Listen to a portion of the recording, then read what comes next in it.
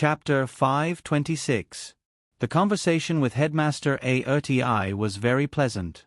Whether it was the idea of putting a projectable card in the model egg or the development of the dual disc, it wasn't difficult in Headmaster Arti's eyes. Just as Dake had thought before, as long as he gave this task to Professor Zayer, he would be able to get the template in a day or two.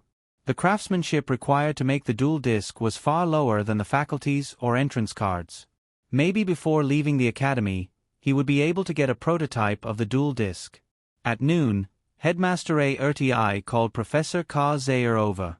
Then, everyone had lunch while discussing the details of the cooperation. Professor Zayer was very surprised by Dake's arrival and participated in the conversation with a smile on his face. Although Dake wanted to ask him in detail if he found Professor Didi after they separated that day, he could only suppress his fiery desire for gossip at this time. The two sides talked until the evening. Dake and Claire rejected Headmaster Arti's invitation for dinner and quickly returned to their temporary residence in the academy town. Next, they could temporarily focus on the entrance exam of the Vampire's Daughter and Phoenix Girl. Remember the website, VIP Kanshu. VIP. After the entrance exam, they would continue to discuss the details of the cooperation with the person in charge of the academy's external transactions. Then, they would sign a temporary contract and this matter would be settled. Overall, this cooperation was a strong alliance. Although Claire and Dake were just an empty shell backed by the Duke's palace, no one would think that way. The Vampire's Daughter and Phoenix Girl gradually entered the state of mind during the day's study. The three Dragon Tamer guards also collected more information about the candidates. Dake flipped through the information about the candidates while casually answering the questions of the Vampire's Daughter and Phoenix Girl. At 10 o'clock in the evening, the two magic guide fairies were forced to sleep. The quality of sleep before the exam actually had a huge impact on the candidate's state of mind. Many candidates would lose sleep because of anxiety before the exam, and then their state of mind would be greatly reduced. They would be able to answer questions normally, but during the exam, their minds would be blank.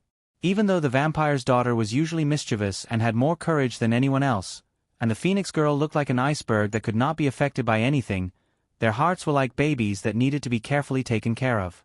Dake was very clear about their inner nature. Let's hope tomorrow goes smoothly. Claire raised the black tea like red wine and waved it at Dake. Dake agreed helplessly and said, "If we really can't pass, then we can only throw away our pride." Claire couldn't help but smile. "So your toughness during the day was all fake?" Dake smiled and said, "You have to at least pretend." The more he read the information, the more he felt that the chances of the Vampire Daughter and the Phoenix Girl passing the test were very slim. The examinees who had passed the first hurdle of the admission application were not here to try their luck. On average, they were 12 years old. Even if they started learning at the age of 6, they would have already studied for 6 years. On the other hand, the Vampire's Daughter had less than half a year to study, and the Phoenix Girl had even less time, only 2 months. Although the foundation of the magic elf's temperament was higher than that of children, it was still difficult to pull apart the gap. It was really difficult to make it to the top 72 out of 1,000 people. However, the test was tomorrow, and thinking about this now would not change the final result. Dake quickly put down his thoughts and went to sleep. The night was silent. Early the next morning, a loud bell chime could be heard from the plaza of the academy town. Thousands of examinees and even more people who accompanied them woke up one after another and quickly got ready. Dake helped the Vampire's Daughter change her clothes, then stuffed a toothbrush into her mouth and smeared her face with trash slime. Immediately after, Eve came in with breakfast sandwiches and milk.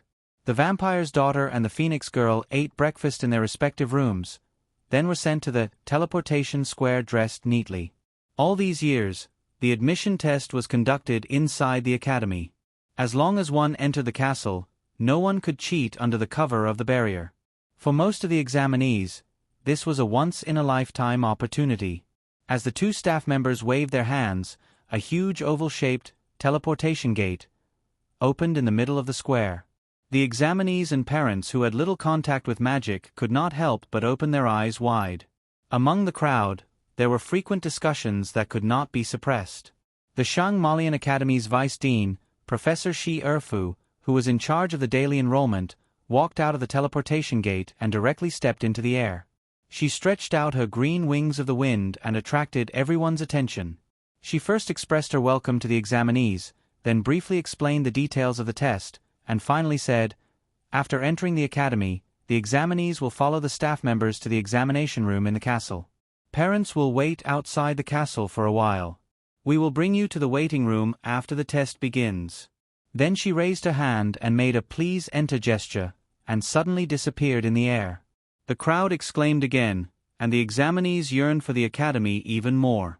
Then, under the guidance of the staff members, the examinees, parents, and other people who accompanied them stepped into the teleportation gate one after another. Dake held the vampire's daughter's hand and led her forward. On the other side, Claire also held the Phoenix girl's hand. The two magic elves were obviously nervous, and their fingers trembled slightly. Dake could not help but hold the vampire's daughter's hand tightly, then lowered his head and touched her head, and whispered, "Don't be nervous, just do your best." "Okay."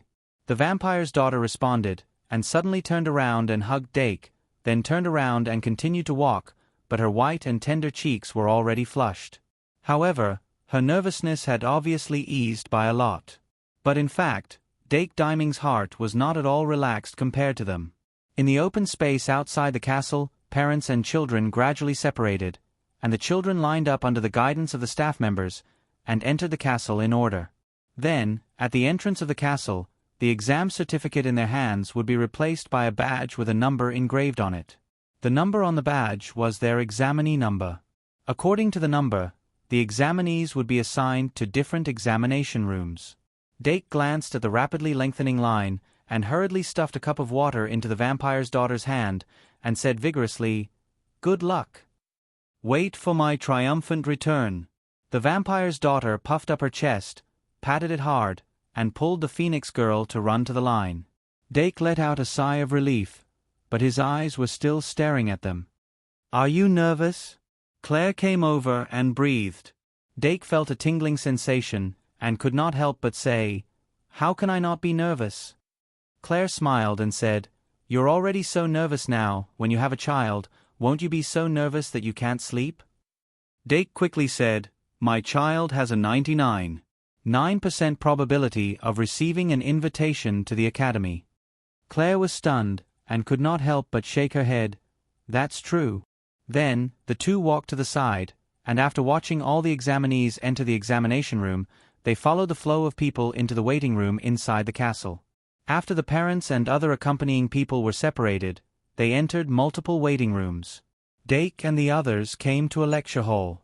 But just as he was about to sit down, an old man who sat down in front of him said with concern, "Child, are you lost? This is the waiting room for parents." Dake was stunned, and then he said awkwardly, "No, I'm a parent." The old man could not help but look at him up and down with wide eyes, and then he said hesitantly, "Sir, you look really young." Claire could not help but laugh. Dake said helplessly, "Sir, I'm here to send my sister to take the test." Oh. The old man finally understood and said, "I'm also here to send my sister to take the test." Dake, huh? This time, even Claire was so shocked that her jaw dropped. Eve and Erin, who were behind her, could not help but stop in their tracks. The old man seemed to be quite proud of Dake and the others' surprise, as if he had won a round. Doc couldn't help but roll his eyes and say, "This senior is really old." The old man's expression froze, and then he laughed. "Let's get to know each other. I'm Oscar Aud, a former border count, and now I'm just a lazy old man." "Border count?" Dake's eyebrows twitched, and then he heard Claire's surprised voice. Oscar Aud, could he be the lord of the Black Land bordering the demon race's territory? After hearing this, the old man turned to look at Claire and sized her up. "Miss, have we met before?" "Mr. Aud, your pickup lines are a bit too old-fashioned." Claire smiled. "Although I've been there before, it was after the territory had turned into scorched earth." A trace of sadness flashed in the old man's eyes, but his expression was still kind. "Things change, there's nothing we can do about it." I only hope that the blood and tears we've shed can give the kingdom's citizens a longer period of stability. Miss and the young gentleman over here, won't you introduce yourselves? Claire smiled and stretched out her hand. Claire Kate, the sage of beasts. The old man was shocked, and then he said in surprise, So it's the golden hero. Forgive this old man for not recognizing you. Over there, over here, could it be the hero's son, younger brother? You want to say son? Claire pulled Dake over without any awkwardness, and said proudly, My best friend's son. Dake shook hands with Oscar Aud and said, Dake Dimming, nice to meet you. The old man pondered for a while. The golden hero's best friend must also be a golden hero. The golden hero's son, with the surname Dimming. Oh, could this be Yvette's son? Does Mr. Aud know my mother? Dake asked curiously. Oscar Aud said proudly, Of course, don't look at me like this, I carried her when she was young.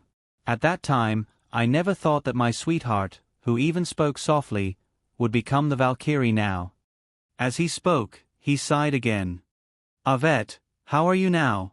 Dake said seriously, As long as I'm all right, she's all right. Oscar Aud paused and said, That's true. Wait, didn't you send your sister here for the test? Your sister is. Dark smiled and said, She's not his biological child.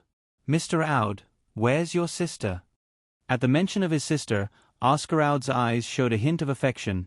My sister, she. Boom. As they were talking, a loud sound came from somewhere in the castle. But when the people in the waiting room panicked, a voice came into the classroom and explained the reason. It's a magic explosion. Dake's pupils shrank, and he couldn't help but think of the second Princess Anna. The magic of humans would continue to grow as they grew older until they reached the upper limit. And children who were born with extremely high magic talent would grow their magic very quickly. Once the amount of magic exceeded a certain limit before they grasped the ability to control magic, it could cause magic to go out of control and cause a magic explosion. This phenomenon was called the omen of the birth of demons in ancient times, and the children who caused it were labeled as children of demons and would be executed. When Dake was young, it was because of the second Princess Anna's magic going out of control that caused the relationship between the two sides to deteriorate. Dake withdrew his gaze from the direction of the magic explosion and sighed, It seems that there are many dark horses among this year's candidates. Then he quickly changed the topic and asked the old gentleman, Mr. Aud, what happened to your sister? But Oscar Aud's face was somewhat stiff, and he blurted out, My sister exploded. Dake. Ha. Although Oscar Aud was once a border count, he was not a pure blood. This was often criticized in the circle of nobles in the past. But when Oscar Aud resisted the most ferocious wave of attack in the history of the demon race with the power of the entire realm decades ago, no one dared to say a word about it anymore. Although old, Oscar Aud was still handsome, and had a noble father and an elven mother. Like Professor Shi Erfu, he was a half-elf. But his elven blood was not thick, and he did not even inherit the elves' trademark long ears. From his appearance, he was completely an ordinary human. It had to be said that this was a fortunate thing for him, because his elven mother was originally a prisoner of war, and was a dark elf who relied on the demon race. This was also the reason why Oscar Aud did not continue to be active in the political circle of the kingdom after the border fell. He was tired of the endless war and chose to temporarily retire. The Aud family had now moved to the northwest of the kingdom, between the Shang Malian Academy in the north and the demon race's territory in the west, and had been recuperating. Then, is your sister also a half-elf? That's not it. In the face of Dake's curiosity, Oscar Aud was very amiable. Probably because Yvette's position on the demi-humans and half-elves had always been very clear, he did not avoid the topic when he explained. So he said, My sister, she is a pure-blood elf. 2 in 1 4,000 plus. Requesting votes. Chapter 527. The Vampire's Daughter and the Phoenix Girl were lucky enough to be assigned to the same classroom. The two magic elves were only separated by a small path, so they could see each other as soon as they turned their heads. With such a close distance between them, the tension between the two was slightly relieved. Obviously, magic elves were not nervous in battle, but outside of battle, it was hard to explain. It was as if their courage was all in battle. But thinking about it carefully, it was normal. After all, in the Magister's knowledge, magic elves were born for battle. And the magic elves that were born in response to the Magister's expectations were naturally not afraid of battle. As the candidates in the classroom gradually arrived, a professor holding a test paper walked in. Shang Malian Academy's entrance exam only had 2 parts. One was the written exam. 1 second to memorize https://m. Vipkanchu. VIP. The other was the interview. In fact, the only part that the candidates could grasp was the written exam. As for the interview, it was completely different from the traditional interview. It did not rely on eloquence, psychological quality, and so on to determine the score. The professors would interview the candidates in their own way and then give their evaluation. There was no good or excellent in the interview, only pass or fail. Only by passing the written exam and the interview could one enter the final selection. The academy would select a corresponding number of candidates according to their order. As the professor walked into the classroom, the candidates instantly quieted down. He first looked around and then said, "It's now 8:25. There are still 5 minutes before the written test begins. I will distribute the test papers to everyone in these 5 minutes, but before the bell rings, you can only fill in your name and test number. After the exam begins, you have 3 hours to answer the questions. The exam will end at 11:30. During this time, if anyone wants to go to the toilet, you can raise your hand." Seeing that no one was speaking, the professor turned around and wrote the exam time on the blackboard. Then, he waited for half a minute, suddenly took out his magic wand and waved it. The test paper on the podium seemed to turn into a paper snake. One by one, it flew to every candidate in the audience. When the test paper fell, the candidates hurriedly opened it, fighting for every minute and every second to check it. The vampire's daughter and the phoenix girl had both been personally taught by Dake. The 2 of them filled in their names and exam numbers as soon as they received the exam papers. Then, they flipped through the papers to memorize the types of questions before starting from the beginning. They tried to solve 1 or 2 more questions before the exam bell rang. First question. Let's say you have 12 apples and need to share them with 2 brothers so that everyone gets the same number of apples. Question. How many apples can each person get? The vampire's daughter couldn't help but blink. Then, she abruptly looked at the second question. For the second question, please use duel and smile to make a sentence. Ding-ling-ling. As the exam bell rang, the vampire's daughter immediately picked up her pen and scribbled furiously. The overly simple question made the nervousness in her heart disappear without a trace. On the other side, Phoenix Maiden had the same feeling. However, they didn't realize the meaning of this exam. The exam time is 3 hours, and there are 1,000 questions. The difficulty of the questions is from easy to difficult? In the waiting room, Dake and the others finally got some confidential information related to the exam questions from the staff.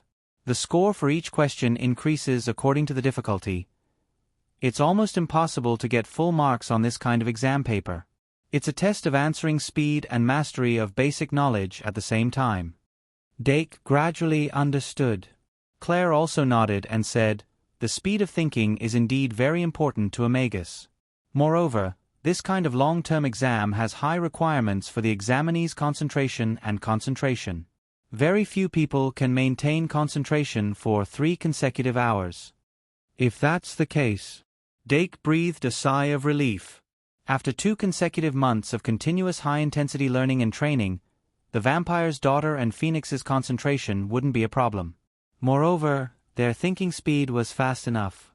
As long as the difficulty of the questions was moderate, they could do it very quickly.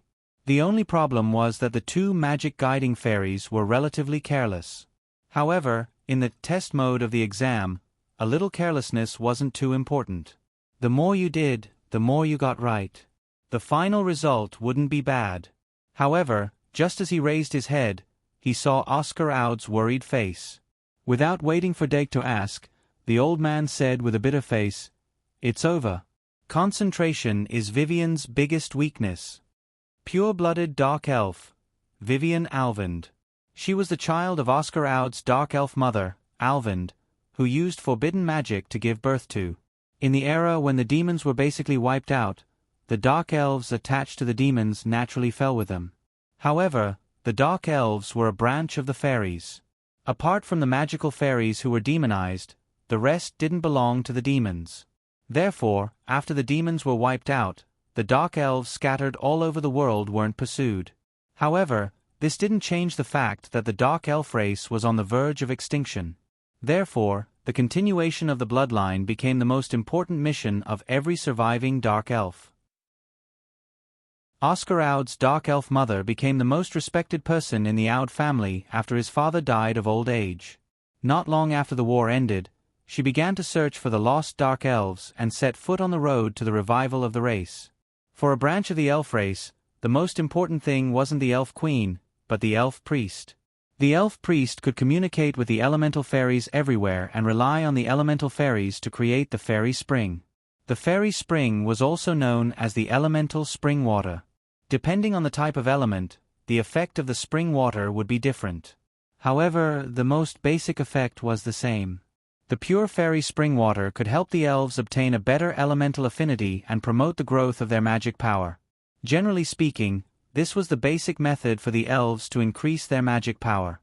This made the elves' magic power much higher than humans who could only rely on the natural growth of their magic power. The same fairy spring water could increase the upper limit of their magic power when consumed by elves, but humans could only use it to recover their magic power. In short, if the dark elf race wanted to revive, they must first cultivate a dark elf priest. Oscar Aud's sister was born with this goal in mind. However, Oscar Aud's mother was originally a prisoner of war and didn't have a high position in the dark elf race. Therefore, she didn't come into contact with too many secrets. In order to be able to hatch the dark elf priest's egg, she used the Aud family's power to collect as much information as possible. Then, at the cost of 1/3 of her own life force, she finally refined a semi-finished product. The reason why it was called a semi-finished product was because although Vivian Alvind had the elemental affinity and magic talent to become a dark elf priest, she still lacked the ability to control magic power. Ever since she was born, there would often be sounds of magic explosions in the castle of the Aud family. She was a very reckless person. The Aud family sent her to the Shang Malian Academy because they wanted her to learn how to control magic power in the Shang Malian Academy so that she could further learn how to create the Dark Elf Spring. As for why they didn't send her to the Elven Magic Academy? Naturally, it was because the Dark Elves were a traitor race. In the classroom next to the vampires, the Dark Elf girl who had just created the magic explosion was currently working hard to answer questions. In order to not let her affect the other students, the Academy specially put a layer of cover on her body. Despite receiving such special treatment, Vivian didn't have time to care. It was because her mother secretly gave her a death order. If you can't pass, go back to the furnace. In the whole castle, there were many candidates like her who were under heavy pressure. With the passing of time, the atmosphere in every classroom became heavier and heavier. The royal orc who abandoned the Orcs' War Totem Academy and came from afar was also gnashing his teeth at the moment. It was as if he was fighting with a dragon beast. As for the parents in the waiting room, they were welcomed by the Academy's warm hospitality. Dake and Claire, who hadn't enjoyed the cooking of the halfling chef for a long time, chatted with Oscar Aud while waiting for the end of the exam. 3 hours, every second felt like a year. When the bell that signaled the end of the exam suddenly rang, the candidates who were immersed in their thoughts were startled and jumped up. Candidates, please put down your pens. Otherwise, you will be punished for cheating.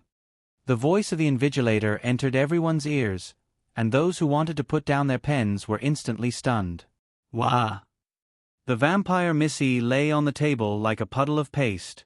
The large blank sections at the end of the exam paper made her feel unusually desperate. The questions were so simple at the beginning, so why were they so difficult at the end? The professor who designed the exam didn't think that the students could solve the questions that they couldn't solve with such an arrangement, right? No, they would only be cooked like frogs. The vampire Missy turned her head slightly and saw steam rising from the Phoenix girl's head. She lowered her eyelids and realized that both of them were finished. When Dake reunited with the two magic elves, it was already noon. The Shang Malian Academy's cafeteria was open to the public, but today's lunch was free. Parents and candidates gathered in the cafeteria, discussing the written exam. Their voices were as noisy as firecrackers.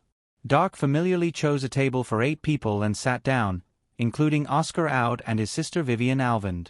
The group of people just happened to fill up all the seats. As for the pitiful dragon tamers, they naturally didn't enter the academy in the first place. As the students who failed the entrance test, this was the second time Eve and Erin came to the academy's cafeteria. Both of them couldn't help but sigh at the sight of the cafeteria. If they entered the academy successfully, they would be seniors 2 years older than Dake. If that happened, many things would be different. But there was nothing bad about their current lives. After Oscar Aud sat down, he introduced his younger sister passionately. The pure-blooded dark elf matched the standard impression of dark elves in terms of appearance. He had grayish-white hair that leaned towards the dark color, smooth wheat-colored skin, long pointed ears and slightly long corners of his eyes. He had a perfect V-shaped face, and his eyes were dual-colored pupils that could switch between pitch black and scarlet at will. Dark, cold, cunning, and oppressive, these were the inherent impressions of dark elves. If it weren't for Oscar Aud, who betrayed her completely during their conversation, no one would have thought that this cold young lady was a rash person who exceeded the common concept. Oscar Aud's enthusiasm was naturally due to the fact that he wanted Dake to take care of her after she entered the academy.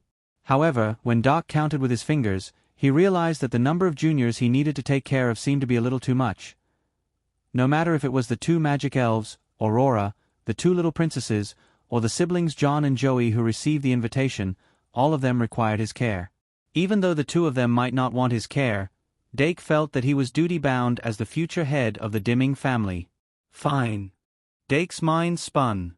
If this dark elf could successfully enter the academy, she would probably be assigned to the same courtyard as the vampire and phoenix girls. As a foreign race, they wouldn't be assigned to the House of Nobles. If they continued to grow, perhaps they would become powerful opponents of the House of Nobles. All in all, if the vampire and phoenix girls could build a good relationship with the dark elf, they would have a reliable trio. Starting from the second year of the Shang Malian Academy, most of the extracurricular homework was done in groups. Of course, Dake didn't want any random people to join his darlings group. This dark elf girl was just right.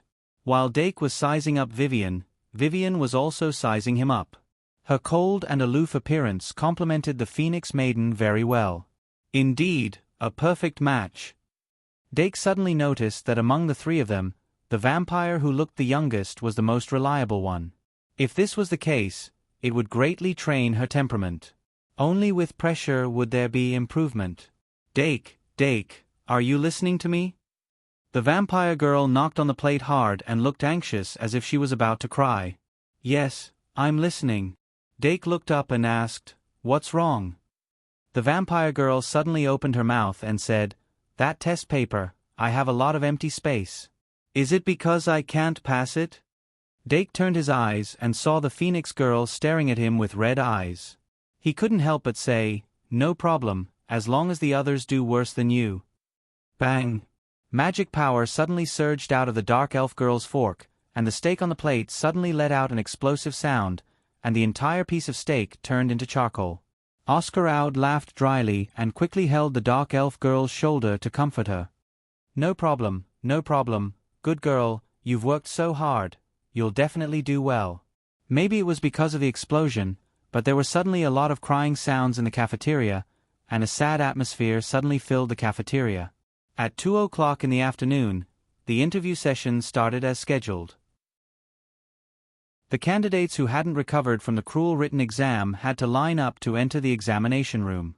The vampire girl and the phoenix girl were assigned to the same group again. The 2 held hands and found the classroom with the corresponding exam number, and then waited nervously. The vampire girl didn't enter the classroom until her number was called. There were a total of 3 professors on the podium in the classroom, and the candidates who had just finished the interview were leaving through the back door. The vampire's daughter swallowed her saliva and followed the other 2 candidates. Everyone, go to the podium to receive a card. One of the professors said amiably. The 3 candidates went up to receive their cards one by one. The professors seemed to be aware of the vampire girl's existence and didn't pay too much attention to her. After the 3 candidates had received their cards and returned to their seats, he continued to say, "Press your left index finger on the fingerprint at the corner of the card, and then observe the changes on the card. You have 3 minutes to organize your thoughts, and after 3 minutes, explain what you saw.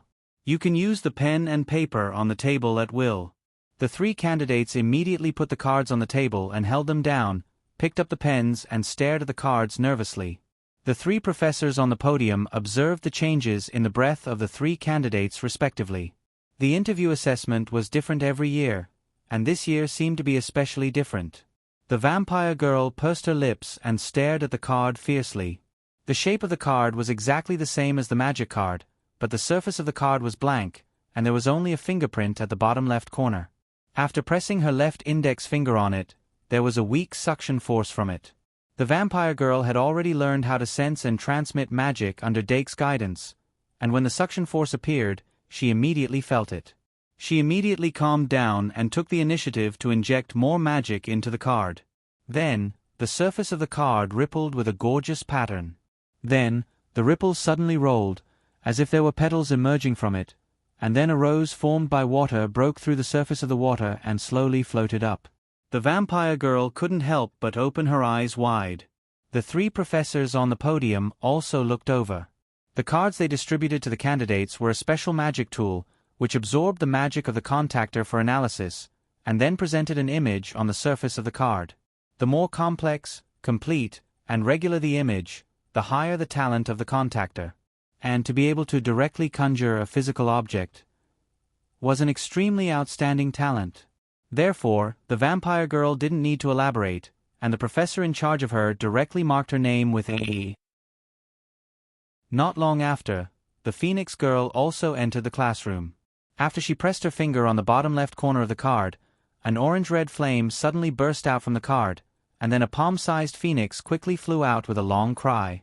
When she walked out from the back, there was a happy expression on her face. After the 2 magic fairies met, they happily clapped their hands. Even if they didn't know the standards of the assessment, they knew that they would definitely pass this interview. But just as they were about to find Dake to tell him the good news, there was a sudden explosion in the classroom next door. Boom! 2 and 5 in 1, 5,000 plus. The chapters are finally back. If you encounter a situation where there are missing chapters, refresh the table of contents. If refreshing the table of contents doesn't work, delete the book first and then add it back to the bookshelf. That's all. O, asterisk greater than over equal to asterisk, asterisk /. Chapter 528.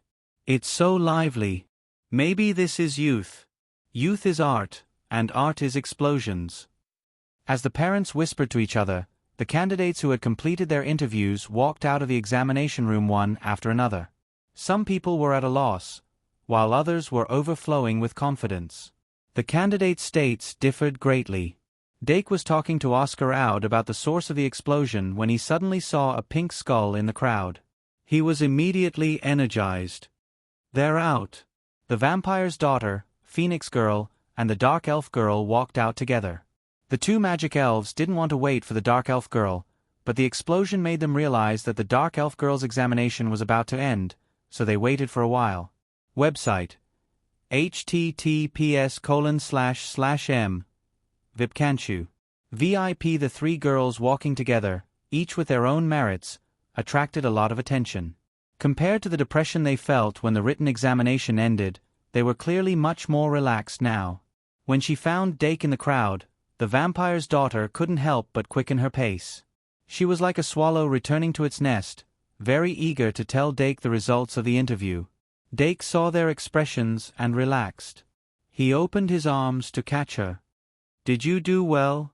"Of course." The vampire's daughter blew her nose. Then she was anxious to say all the details out loud. Dake smiled and said, let's go back and talk." The vampire's daughter shut her mouth. Dake grabbed Phoenix Girl's hand, not caring about the fact that they were about the same age. He pulled her over and asked, "How was it?" The corner of Phoenix Girl's mouth raised slightly, then she nodded. "That's good." Doc heaved a sigh of relief. Although the two magic elves didn't have much confidence in their written examination results, Dake was quite optimistic. In fact, the real deciding factor of whether the two magic elves could enter the school was the interview. If they didn't have the talent for magic and were forced into the school, they wouldn't be happy. Now that the interview segment was set, it was basically a done deal.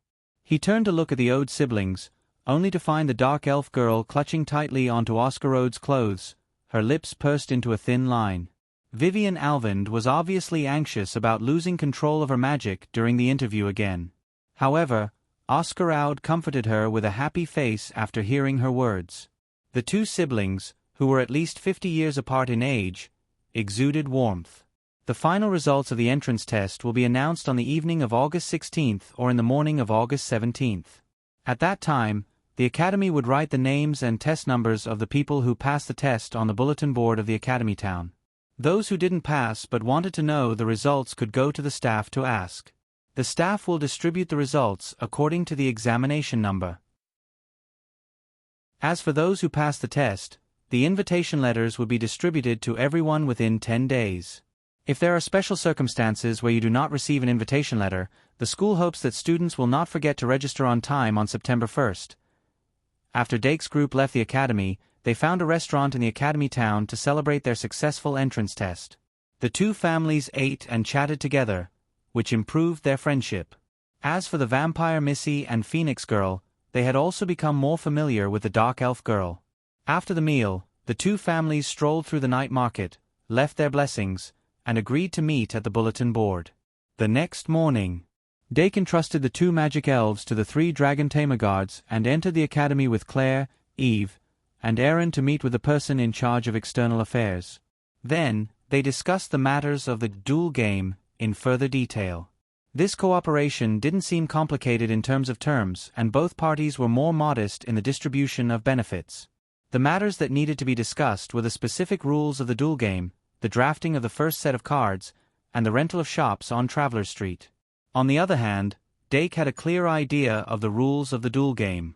In view of the fact that both parties needed a quick communication channel, the rental of the shops was quickly confirmed. As the best liaisons, Eve and Aaron would work in the shops on Traveler Street in shifts. Apart from the weekends, they could choose 1 or 2 elective classes to listen in. Even though it wasn't the main course, the Shang-Malian Academy had a wide variety of elective classes and they were very useful. Moreover, with the elective qualifications, it meant that the resources of the library, Underground City, and Traveler Street would be accessible to them. This was something all archmages yearned for even in their dreams. It was all thanks to Dake, the designer of the Easter egg, that they were able to apply for the qualification to listen in. It was apparent that Eve and Aaron were overjoyed. The failure of the entrance test 2 years ago had always been a thorn in their hearts. Now, it was finally alleviated. The twins were more grateful to their young master who made this suggestion than before. However, the most important and time-consuming part of the entire discussion was the drafting of the first set of cards.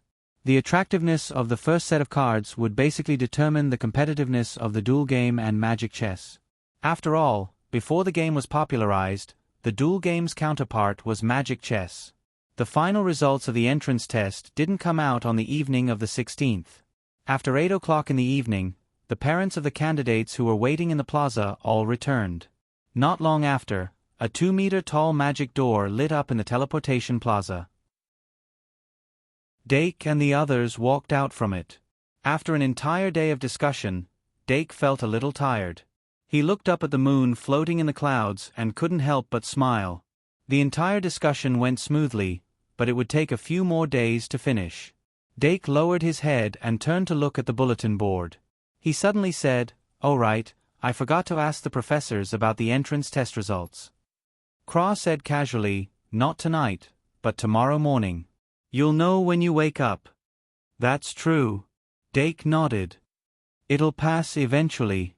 Then, the two of them walked out of the plaza. Eve and Aaron followed closely behind. After a few minutes, Dake seemed to have just remembered something. He asked casually, "Sister Eve and Sister Erin, have you thought about which elective class you want to listen in on?" Eve smiled sweetly. "I'm still thinking about it." Erin also said, "We have to see what courses we can choose first." Dake said, "Then I'll ask the professors to make a list of elective classes?" Eve was pleasantly surprised. "Can I?" Dake nodded. "Of course you can. I'm going to take an elective next semester, so I can take a look. However, many of the elective classes in the academy have prerequisites. Try to think about it carefully." Eve and Erin nodded repeatedly. They soon returned to their residence. Dake opened the door and saw the vampire and Phoenix staring at each other on the bed. He couldn't help but ask curiously, "What are you doing?" The vampire's daughter mumbled, "I want to see how others see me." Dake. After staring at the vampire's back for half a second, Dake decisively turned around and ignored her. At the same time, he felt a twinge of pain in his heart. Because he suddenly realized that his baby seemed to be developing in the direction of amusing. But after he ignored the vampire's daughter, she climbed off the bed and hung on his arm, looking up into his eyes. Dake said helplessly, "What's wrong now?" The vampire's daughter couldn't help but ask, "What if I don't get in?" Dake comforted her. "You won't." The vampire's daughter said coquettishly, "Why won't you? Just tell me what you'll do." Dake thought for a moment and said, "Then you can be an auditing student." "Auditing student?" The vampire's daughter's eyes lit up. "The same as Ivan?" She had envied Ivan when they were in the academy. It wouldn't be bad if she could be an auditing student like Ivan. As she thought about it, the vampire's daughter glanced at Phoenix and her expression froze. How embarrassing would it be if her sister got in and she didn't? No, I can't be an auditing student. I want to enroll." She shook her head vigorously and became nervous again. Dake opened his mouth but didn't continue. Even if the vampire's daughter didn't pass the entrance test, he still had a way. But he couldn't let a child learn the bad habit of taking the back door. So before the results came out, it was better not to say anything. Then that night, the two magic guiding fairies didn't sleep at all. When the first ray of morning light penetrated the window and shone into the room on the 17th of August, Dake opened his eyes under the urging of his biological clock. He knew that the vampire's daughter and Phoenix definitely didn't sleep well. But thanks to the fact that magic guiding fairies didn't really need to sleep, their energy wasn't too bad. He always thought that being so nervous that you can't sleep at night was also a part of life experience, so he didn't adopt the strategy of forcing sleep. "Anyway, let's go eat a good meal first, then go to the teleportation square to wait for the results to be announced." According to the usual pattern, the final results will be announced before 9 o'clock in the morning. Dake opened the door and walked out of the room. The vampire's daughter grabbed his arm tightly, her fingers trembling. "This psychological quality. It's hopeless." Sighing in his heart, Dake rubbed her head with his other hand to make her relax. He tried to divert her attention with delicious food. "How about tomato sauce today?" The vampire's daughter subconsciously retorted, "How can you just eat sauce?" Dake shrugged. "Then small diced tomatoes with big slices of tomatoes dipped in tomato sauce?" The vampire's daughter pouted. "Why are they all tomatoes?" Dake said, "Because you like tomatoes." The vampire's daughter suddenly felt a little happy. "Hey." After picking up Phoenix and the twins from another room, the group of people went to the restaurant in a grandiose manner. There were a lot of people who got up early to eat today, and they were all very fast, leaving as soon as they finished eating. Obviously, everyone wanted to know the results of the entrance test as soon as possible. However, the so-called thousands of soldiers and horses crossing a single plank bridge meant that only a small group of people could pass within a limited time. The rest of the people could only look on and sigh. Dake Dim-eng, who had experienced the cruelty of the high school entrance exam, college entrance exam, and public exam, was used to this. 7:30 in the morning. Dake brought everyone to the teleportation square much later than the others. At this time, the teleportation square was already overcrowded, especially around the bulletin board. Dake had no intention of squeezing through the crowd. Instead, He looked around for Oscar Odd's figure, and finally found the dark elf girl in a shady corner. And Oscar Odd was naturally beside her. "Let's go over there and take a look." Dake pulled the vampire's daughter and led the way. The two families soon met. Dake immediately noticed that the siblings, who had a huge age difference, had thick dark circles under their eyes. As the saying goes, concern makes one confused. Obviously, even Oscar Odd, the former border count, did not sleep well. The two families chatted in the corner for half an hour, and the portal to the Shang Malian Academy finally appeared. Seeing the staff walk out with a roll of paper, the atmosphere in the square suddenly became lively. A large number of people began to surge in the direction of the bulletin board. The staff looked at the seamless crowd and shook his head helplessly. He raised his hand and activated a flight spell. He flew through the crowd from the sky and landed in front of the bulletin board. Obviously, after so many years, the Academy had a lot of experience in putting up announcements. "Everyone, don't be anxious. What you should have will always be there, and what you don't have can't be rushed." After the staff member said this slowly, he pasted the notice in his hand. Then he pointed to the back of the crowd and said, "The names on the list are arranged according to the size of the exam number. Follow the number and you will see if your name is on it. If you want to know the details of your score, please go over there." More staff had already set up tables and chairs on the other side of the square. The crowd surged from there. The people who had finished reading the announcement turned from the side and rushed to the back of the office. The space they had vacated was filled in the blink of an eye. Then, more and more people rushed to the inquiry office. Whether it was the ecstatic people or the dissatisfied people, they all wanted to know the results, especially the ranking. But the staff only had the results of the written exam, which might disappoint some people. Dake originally wanted to wait until there were fewer people before checking, but Oscar Odd obviously couldn't wait. It was the same for his two magic elves. Helpless, he could only lead the charge and squeeze into the crowd. After a full 15 minutes, he finally squeezed to the front of the bulletin board and saw Victoria Diming's name at first glance. Immediately after, Phoenix Diming's name was also very conspicuous. Dake's expression didn't change, but in his heart, he exhaled fiercely. The smooth passing of the entrance test was, on the one hand, the victory of the vampire's daughter and Phoenix girl, and on the other hand, it was also the victory of the education method. The others didn't seem to be able to find the names at a glance like him and were still counting from top to bottom. Dake took the time to summon the magician secretary, and got it to record the entire form. Just as the magician secretary finished recording the information, the vampire's daughter's surprised voice suddenly sounded. "Found it! Victoria, Victoria! It's me, it's me!" She literally leaped 3 feet into the air. Then, the temperature of the area suddenly rose. Dake turned around abruptly and saw Phoenix Girl's cheeks blushing. Her red hair was like a flame, as if it was going to burn immediately. He quickly pressed down on Phoenix Girl's shoulder and calmed her down. On the other side, Oscar Oud, who was ecstatic, also hurriedly hugged Vivian Alvind into his arms. Doc could clearly feel the mana fluctuations quickly calming down as they surged. Obviously, the siblings also found the name Vivian Alvind on the bulletin board. "Congratulations to you. Congratulations to you too.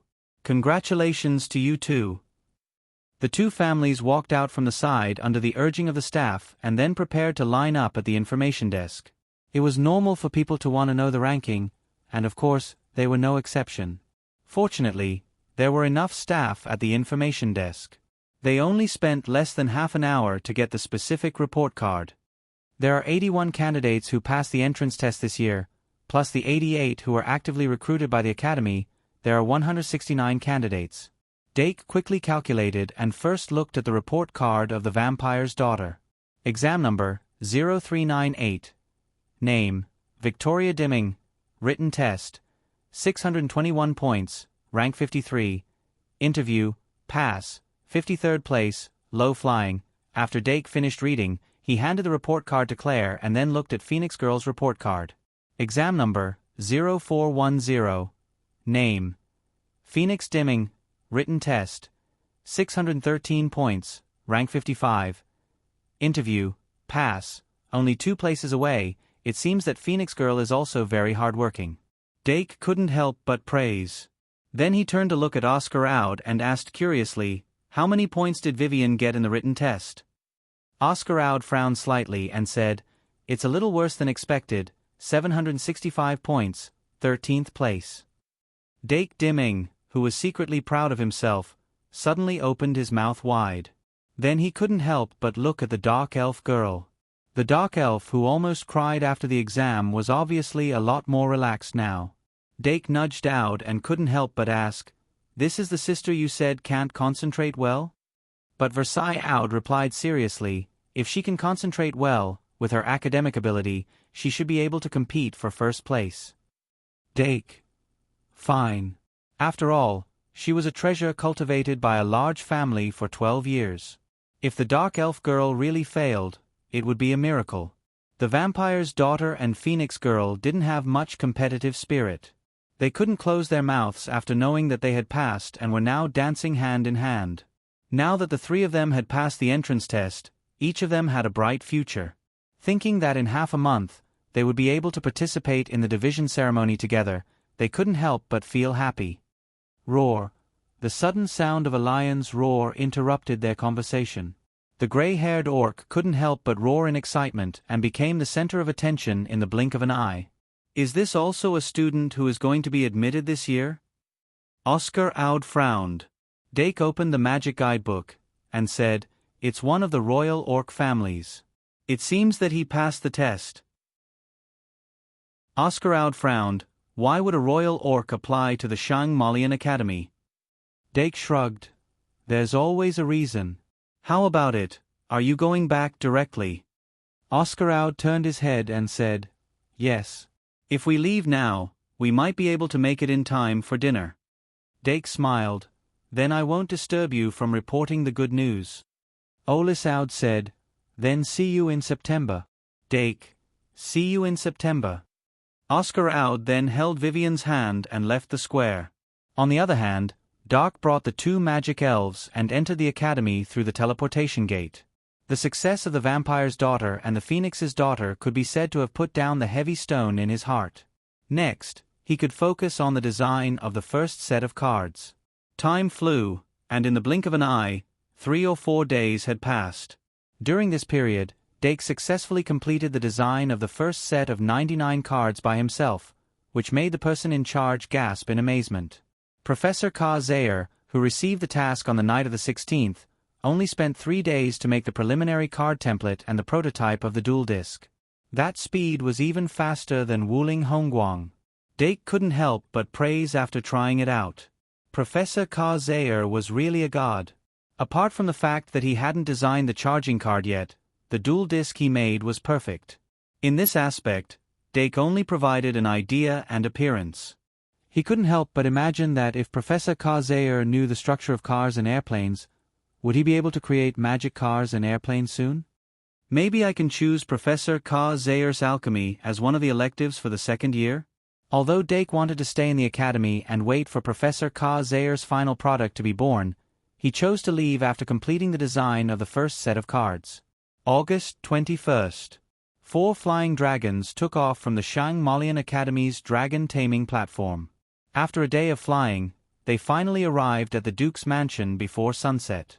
Dake first settled the ashen-faced twins down, then immediately conveyed the good news to Yvette. Madame Cook, who was chatting with Yvette, also heard the good news. If it weren't for the sensitive identity of the 2 magic elves, Yvette would have held a celebratory banquet in the mansion.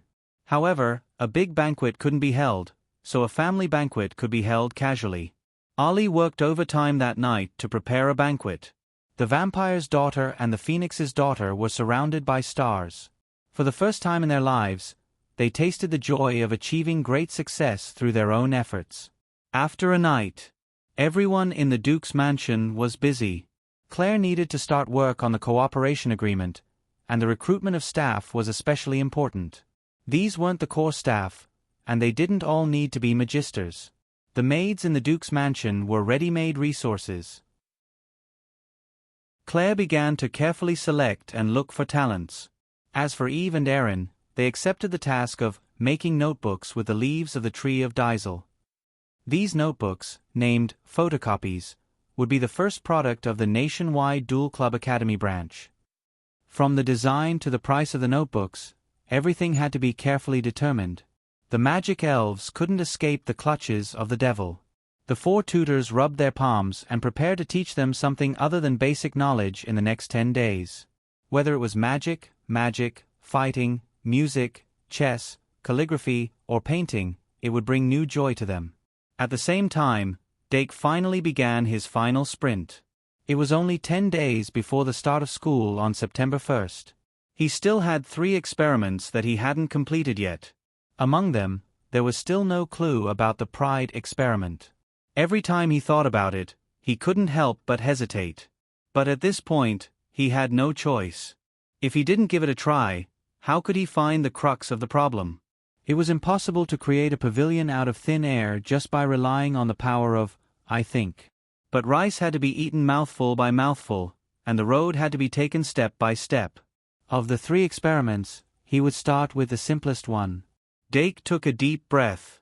He placed a thinking bottle filled with bliss, a gray stone from an Easter egg, a gem sealed with the blood of a fire elemental monster, a piece of magic steel, for magic crystal coins, and a water lizard's blood crystal. In addition, he also had a bloodthirsty great axe that he obtained from the dungeon's boss, the 2-headed devil. This bloodthirsty great axe had the effect of absorbing the user's vitality to stimulate its power. As a weapon, it could increase the attack by 1,000 points. But the side effect of absorbing vitality was too strong, so it wasn't practical even if it was refined into an equipment card. Especially when compared to the Holy Sword, it was particularly useless. In fact, Dake was prepared to throw the bloodthirsty great axe into the Duke's mansion's warehouse to collect dust. In short, I'll first choose a part of the materials to refine the last magic fairy.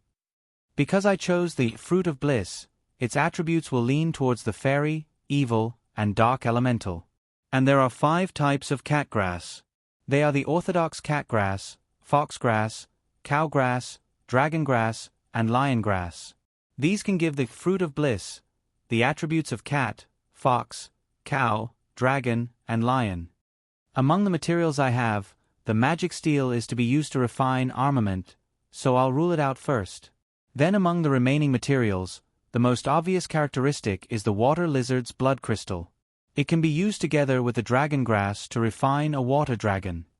The value of the magic crystal coins isn't high, if I don't want to refine a second meow meow. The gray stone and the gem sealed with the blood of a fire elemental monster have unknown characteristics.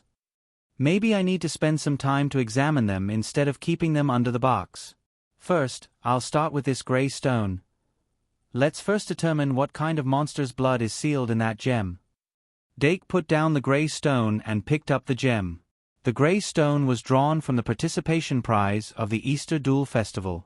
The gem sealed with the blood of a fire elemental monster was opened from the canteen's Easter egg. However, the gray stone looked like an ordinary stone that could be found anywhere. Dake couldn't identify it. If it wasn't opened from the Easter egg, it would have been thrown away. Thus, he could only start his research from the gem. What kind of magic fairy can I refine with the above materials? Waiting online, urgent. 3. 5-in-1/7/100 plus 0147/233 begging for votes. The editing and illustration functions haven't been opened yet, so the wrong words can't be corrected and the pictures can't be posted. Chapter 529. How do you test the source of a magical creature's blood? Professor Nini once did a demonstration in a magical beasts class. However, her method was not suitable for others to imitate. However, after that class, Dake looked up related knowledge in the library and gained some knowledge. A creature's blood contains a lot of biological information, but it is not easy to trace the source of the blood from this information. Of course, if the drop of blood still contains magic that has not dissipated, the process will be much simpler. Dake moved the gem to the center and looked at it carefully. The shape of the gem was like a drop of water, but it emitted a fiery red light. If magic was injected and stimulated, the original magic in its body would have a stress reaction, and it would emit a bright fire, causing the surrounding temperature to rise rapidly. A magical creature that could cause such a phenomenon with just a drop of blood was actually rare. It could be said that from the beginning, the scope of tracing was relatively limited. Remember the website, Vip Kanchu. VIP Dake still remembered the rumor that D. Anna had been talking about. There was a phoenix egg hidden in the canteen's Easter eggs. Therefore, when he obtained the gem that sealed the fire elemental magical creature's blood, he also imagined that the drop of blood inside was the legendary phoenix's blood. This thought was only extinguished when he came into contact with the phoenix's flame. Although the phoenix was only a magical elf and not a real living phoenix, the nature of her magic should not be too different from that of a flaming phoenix. However, the magic aura emitted from this drop of blood was very different from the phoenix's magic aura. But if it was not the phoenix's blood, then what could it be?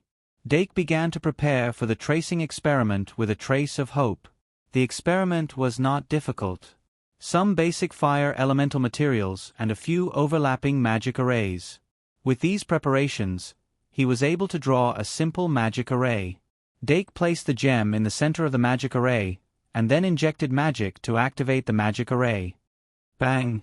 As the magic array's effect manifested, the droplet-shaped gem that was placed in the array suddenly burst into a blazing flame. However, when his fingers brushed over the flame, he did not feel any burning sensation, but the surrounding temperature kept rising. Obviously, the sealing function of this gem had always been active. Dake frowned and focused his attention on debugging the circuits of the magic array. As he continued to adjust, the mana sealed in that drop of blood began to move at an extremely slow speed according to his wishes.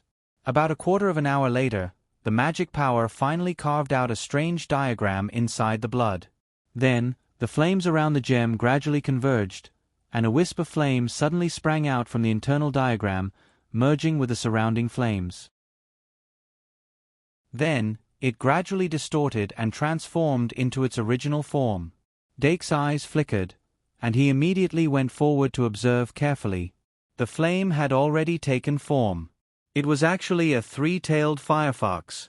A three-tailed firefox. This three-tailed firefox was formed from flames, and its details were difficult to identify.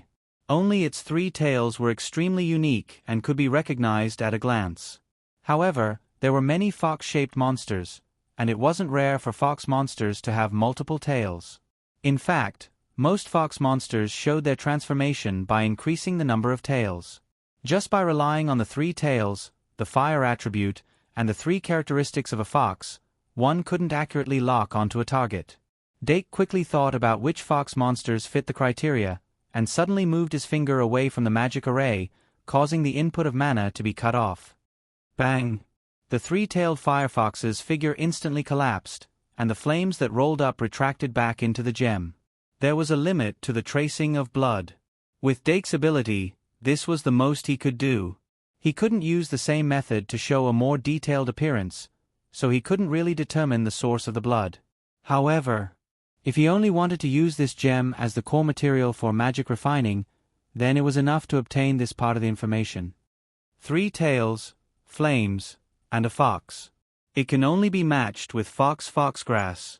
If it's fox grass fruit from Pride, maybe I can refine a Pokemon with sunshine characteristics, six-tailed.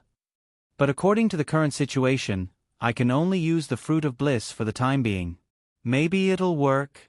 Dake couldn't help but rack his brains. No matter what kind of creature a fox was, it gave an inherent impression to most intelligent creatures, which made it naturally compatible with bliss.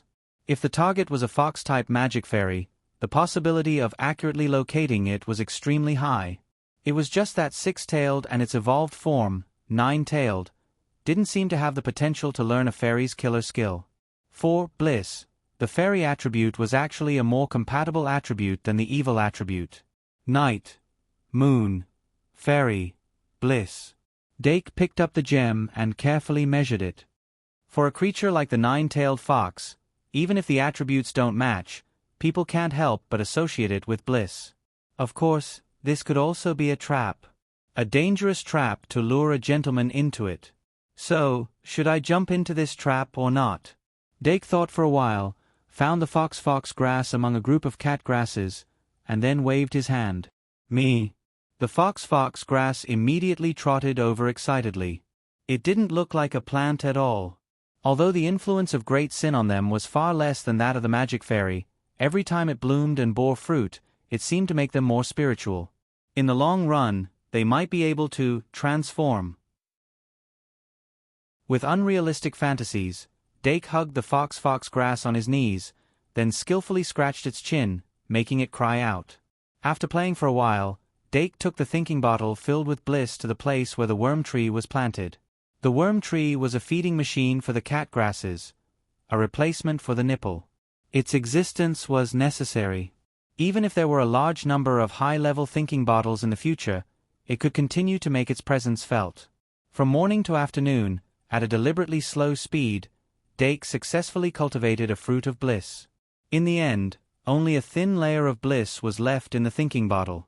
After that, he started the refining experiment without stopping. After nearly an hour, the final product was placed on the experiment table. Looking at the light cocoon on the table that was emitting a pink mist, Dake couldn't help but touch his chin. In this kind of basic refining, he could no longer imagine the possibility of him making a mistake. However, this stability was actually relatively rare for a magister. Most magisters couldn't guarantee the success rate of the basic refining method until they were old. Until now, Dake could only understand that it was because the quality of his magic power and the upper limit of his controllability were high enough. As for the underlying factors, he only had a slight feeling, but he didn't have the ability to investigate further. In short, it was now time for the exciting prize. Six Tails is a Fire-type Pokémon. It has an extremely high affinity for Fire-type and Super-types. If Six Tails is successfully refined, there's a high chance of obtaining a Super-type Sure-Kill skill. Six Tails can also master a Fire-type Sure-Kill skill called Purgatory, which complements the name of the demon god. But even if it's not Six Tails, as long as it's a Fox-type magic fairy, it's not unacceptable. Dake picked up the mercury knife and began to cut the seam. In fact, among the magic fairies he refined, there were also types like Trash Slime. Even if he used that drop of blood as a foundation, it was extremely possible to refine a subspecies of a primordial monster. But no matter which type it was, since he had already refined it, even if it was a Trash Slime fox, he would gladly accept it. This was because from the moment the Fruit of Bliss was added, the magic fairy that was refined would definitely have spiritual intelligence. Once it had spiritual intelligence, it couldn't be treated as a simple magic fairy card. The process of racking his brains to refine it was similar to the process of giving birth. But if I think about it this way, wouldn't I be able to achieve the achievement of having 20 children? With a thought, Dake suddenly pulled his hand, and the light cocoon split open from the middle. As if something that had been accumulating for a long time had suddenly erupted, a rich aura of bliss surged out from the light cocoon. Doc instinctively felt that this time's magic refinement might very well be an unprecedented success. Perhaps the gem that was opened from the Easter egg in the cafeteria was sealed with the blood of some incredible monster? Perhaps this was the real Easter egg. Dake was a little excited and couldn't wait to use a pair of tweezers to take out the finished magic card covered in transparent mucus. The golden halo emanating from this magic card meant that it was of unquestionable high quality. Yes, a gold card. Walala. After washing the magic card clean, Dake shook off the water droplets and looked at the card surface. What emerged from the card surface wasn't the little fox with 6 tails, but a digital beast that had left a deep impression on him. In the work of Digimon, Dake's impression basically came from the previous few works. Among them, his impression of the first, second, and third works were the deepest. Apart from the first work, his favorite was the third work. And the magic fairy that was refined this time came from the third work. On the surface of the magic card, there was a beast-shaped digital beast hugging its knees. Its slender body was covered with golden fur, and its chest and abdomen were covered with fluffy white fur. Its eyes were cold, and its waist was slender. Its fox-like eyes were filled with an indescribable coldness. It was a golden fox that stood upright like a human, but it gave people the feeling that they were looking directly at a woman with fox ears and a human face. Although digital beasts didn't have gender differences, After all, their reproduction method had nothing to do with gender. But in fact, there were many digital beasts with gender characteristics. Whether it was the angel beast, the siren beast, or the demon fox beast in front of him, they were all like that. That's right, this magic fairy was one of the female protagonists in the third work of Digimon, Makino Riko's partner, the demon fox beast. Dake's deepest impression of it was its cold and decisive personality, which was far higher than the average digital beast's high intelligence. No matter what situation it was in, it would never lose its cool. That innate ability allowed it to be victorious in every battle. This was perhaps the second extremely belligerent magic elf that Doc owned. The first one was the Eagle Wrestler. Dake reached out and tapped the demon fox beast's forehead, and the latter suddenly raised its head in the card, showing a disgusted expression. Being stared at like that, Dake couldn't help but feel awkward, and then quietly retracted his hand. Then, he pretended that nothing had happened, and injected magic to check the demon fox beast's information. Card name, Demon Fox Beast. Type, Fairy card. Level, *****. Race, Bird Beast. Attribute, Fairy. Magic, 1800. Attack, 1500. Defense, 1200. Ultimate skills, Fox Transformation, Fox Leaf Wedge, 8 Vine Fists, Fox Flash. Although this digital beast was a 3-star, it had more than 1,500 magic points. A total of 300 points. Part of Dark's good impression of it came from its ultimate form, the Koei Beast, Ancient Sand-Tooth Beast. In addition, it also had the additional form of a witch. No matter which form it was very compatible with Bliss. Its race was the same as the Lion Beast, which was more of a bird beast. As for its attribute, it was actually Fairy, which surprised Doc quite a bit. Dake originally thought that it might be the same as the Lion Beast, which was a combat type, but obviously not. Its 3 attributes were even higher than Meow Meow, which was also a 3-star magical fairy. Its magic points were off the charts, and its attack power was perfect. Although its defense was weak, it wasn't low either. In addition, the Demon Fox Beast's high agility was not inferior to its attack power at all. It was simply a natural warrior. Even if its subsequent evolution was gradually moving in the direction of a priest, and witch, it still didn't give up on its physical abilities. As a pure bliss incarnation, its evolution method was very clear. It just needed to stack the bliss card's level. The 4 ultimate skills behind its attributes were filled to the brim, and it was delightful. Dake injected more magic and continued to look at the details of the 4 ultimate skills. Then, he looked at the only transformation ultimate skill among the 4 ultimate skills, Fox Transformation. Fox Transformation. Copy the opponent's appearance, and replace your own transformation technique. This was a transformation-type sure-kill skill that was similar to the transformation of ever-changing monster. All kinds of guesses about this ultimate skill flashed through Dake's mind, including its restrictions and specific effects. First, what were the restrictions on the copy target? Second, would he be able to obtain the opponent's race, attributes, 3 measurements, and even ultimate skills after the copy? The differences in these would determine the final strength of the Demon Fox Beast. 2-in-1 4000 plus. The Demon Fox Beast's original name was the Fox Beast, but as expected, the Demon Fox Beast sounded better. The ultimate form is the Quaya Beast, and not the more commonly used Sand-Tooth Beast. This is because the Quaya Beast's original form is the Taoist goddess of Sakura Flower, Quaya Quaya. Quaya, same smile. This time, the forbidden post was due to the programmer's technical problems. I really hope that the next time something like this happens, the Hedgehog Cat will compensate the readers with some benefits, Sigma. Last but not least, requesting monthly votes, recommendation votes, and guaranteed blade skimmer.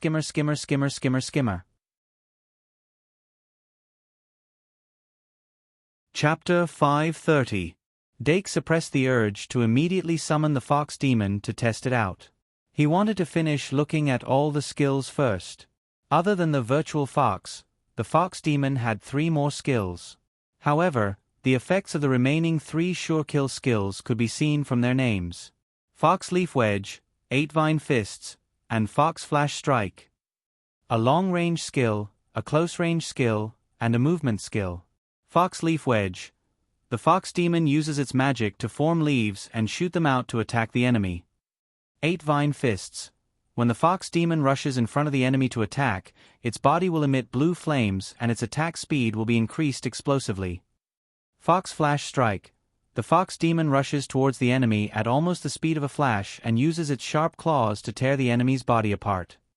The descriptions of the 3 skills were very clear. Remember, https://m. Vipkanchu.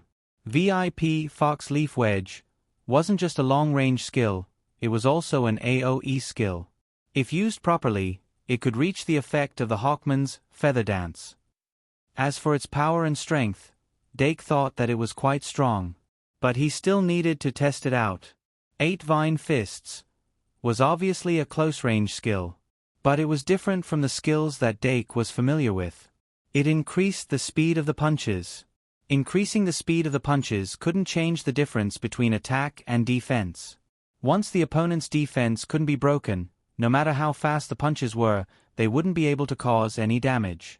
On the other hand, if the opponent's defense could be broken, the high-speed punches could cause multiple damage. Even if the opponent was worn down, they would still be able to kill the opponent. But there was a limit to any explosive skills.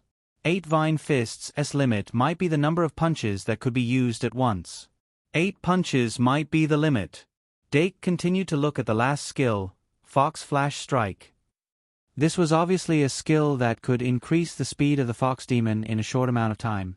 Unfortunately, it wasn't Flash Strike. But the burst of speed would bring more damage. Together with the sharp claws, it was very effective for assassination and armor piercing. All in all, other than Virtual Fox, the other 3 sure kill skills were all strong offensive skills. They showed off the Demon Fox's warlike character to the fullest. Dake pondered for a moment before chanting the normal summon. In the name of Dake Dim-ing, I summon the Demon Fox. As the cherry blossom-like light shards fell from the sky, the Demon Fox's enchanting body gradually took shape amidst the pink radiance. The moment its feet touched the ground, the demonic fox beast leaped backwards and pulled away from Dake. Her slender fox eyes narrowed slightly, and her gaze was filled with caution. Perhaps it was because Dake had poked its forehead with his finger, but there was still a faint look of disgust on its face. However, if one were to look closely, they would notice that its cheeks were trembling slightly. Its claws that had landed on the ground could not help but tighten, and its toes dug into the ground. It was as if he was trying his best to control himself from doing something irrational. As the incarnation of bliss, the demon fox had the instinct to pursue bliss since birth. And the essence of a magic fairy was to serve its master. Everything about it belonged to its master. However, the demonic fox beast's strong and rational personality made it very repulsed by its instincts. It did not hate its master, but it hated itself for not being able to control itself. Dake was a little disappointed that the demonic fox beast did not pounce on him and ask for a hug like Fairy EV, but he also felt a little relieved. Newly born magic fairies could not control their own actions, and would often cause him some trouble. It was easier to get along with a demonic fox beast. Thus, he smiled and extended his hand to the demonic fox beast, saying, "Let's get to know each other. I am Dake Dim-ing, your master." The demonic fox beast gritted its teeth and replied cautiously, "Demonic fox beast." However, the warmth that came from the handshake made its cheeks redden. Thus, it immediately let go of his hand after greeting him, as if it was resisting the temptation of ice cream in order to slim down. Dake was happy and relaxed. He said, "Then let's try the first sure kill skill, Virtual Fox." The demonic fox beast nodded slightly and focused its gaze. Dake said, "Why don't you try changing into my appearance first?" The demonic fox beast raised its hand and curled its 2 fingers. Light gathered at its fingertips, and soon, a green leaf appeared. It looked like the leaf that a leopard cat used to transform into. It also placed the leaf on top of its head. Then, with a flash of light, the originally slender body suddenly transformed into Dake's appearance. Apart from the slightly different eyes, Dake almost thought that he was looking at a mirror. He could not help but praise, "It's not inferior to the shapeshifter at all." "What is the shapeshifter?" The demonic fox beast was silent for a moment and asked. Dake smiled and said, "One of your companions. It can also transform, but its transformation may be stronger than yours." The demonic fox beast frowned and showed an expression of disbelief. Dake had already lowered his head and looked at the demonic fox beast's magic card. Sure kill skills like transformation would generally be degraded according to the strength of the opponent. For example, the shapeshifter's transformation. Under normal circumstances, transformation could only completely copy the data of the same rank magic fairy. Once this limit was exceeded, only part of the data could be copied.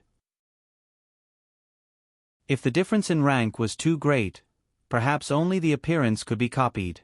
It was the same for the demonic fox beast's virtual fox. However, there was a fatal difference between it and the shapeshifter's transformation. It could not copy the sure kill skill.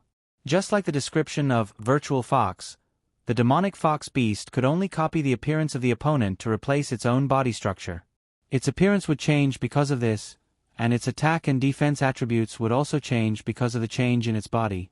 In addition, its race and attributes would also change, and it would even gain some special characteristics. This was very similar to the shapeshifter. As for its sure kill skill, it did not change. This meant that it could use its own sure kill skill in the form of a clone. And the limitation of its transformation should be that it could not be 2 ranks higher than itself. In other words, it could transform into a second-rank magic fairy and obtain the attributes of a second-rank magic fairy. In this point, it was obviously stronger than the shapeshifter. However, the shapeshifter had unlimited potential. It could rely on the Great Sin card to increase its star level to transform into a magic fairy of a higher rank. And the demonic fox beast's virtual fox only gave it the ability to compete with a second-rank magic fairy. This didn't sound surprising at first. However, the demonic fox beast was only a 3-star magic fairy.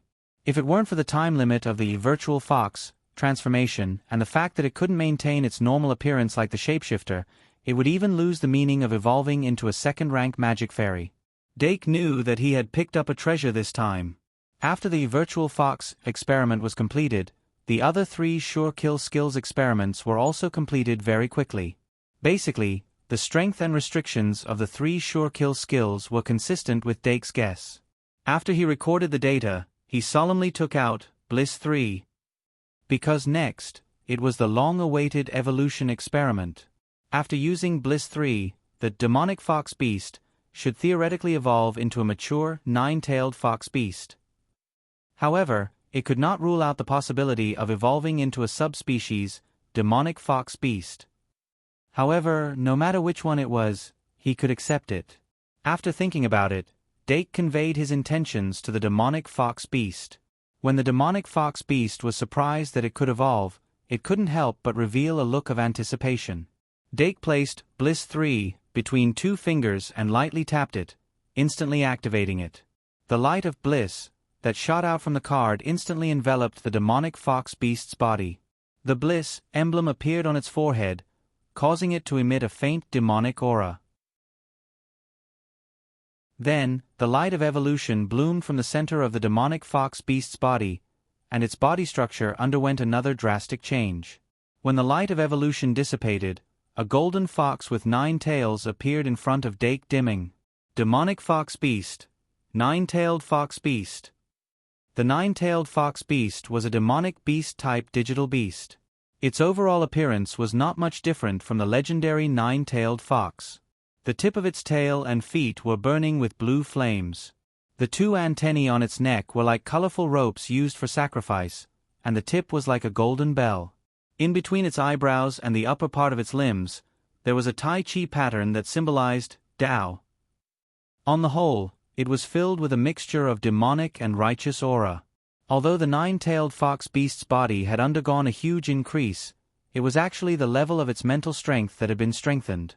This caused it to suddenly change from a Magitech fairy that specialized in physical magic to one that specialized in magic. With its strong mental strength, It could even use the blue flames burning on its limbs to gallop in the sky. This meant that it was born with the ability to levitate, and had an advantage in a Magitech duel. Dake carefully observed the nine-tailed fox beast's appearance. Suddenly, he frowned. He saw a black shadow flash by, and the nine-tailed fox beast could no longer hold back and pounced on him. The bliss factor that had increased after the evolution overpowered rationality and the rejection of instinct.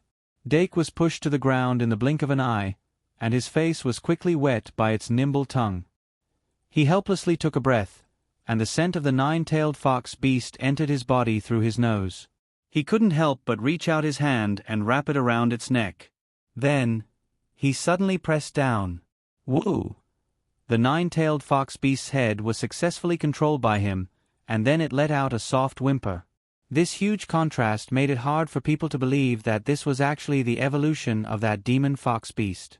Dake lay on the ground and injected his magical power into the Magitech card to check the information of the nine-tailed fox. Card name, Nine-tailed fox. Type, Fairy card. Level, 4all. Race, Bird beast. Attribute, Fairy/Fire. Magical power, 3,500. Attack, 2,600.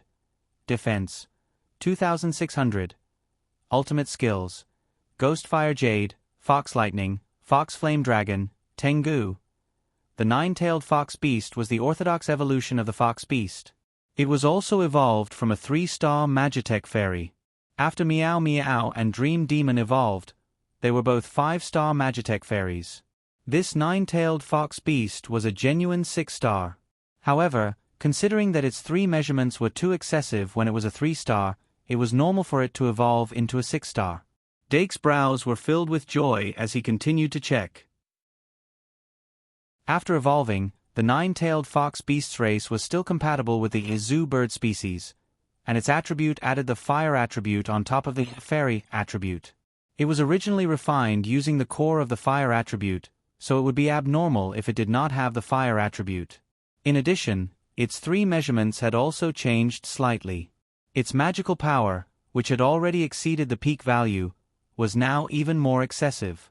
A total of 3,500 points of magical power, so much so that people would mistake it for a 7-star Magitech fairy of the 3rd tier. Among all of Dake's Magitech fairies and their evolved forms, only the Basti Beast, and the Vampire's Daughter, had reached 3,500 points of magical power. Those 2 Magitech fairies were both 7 stars.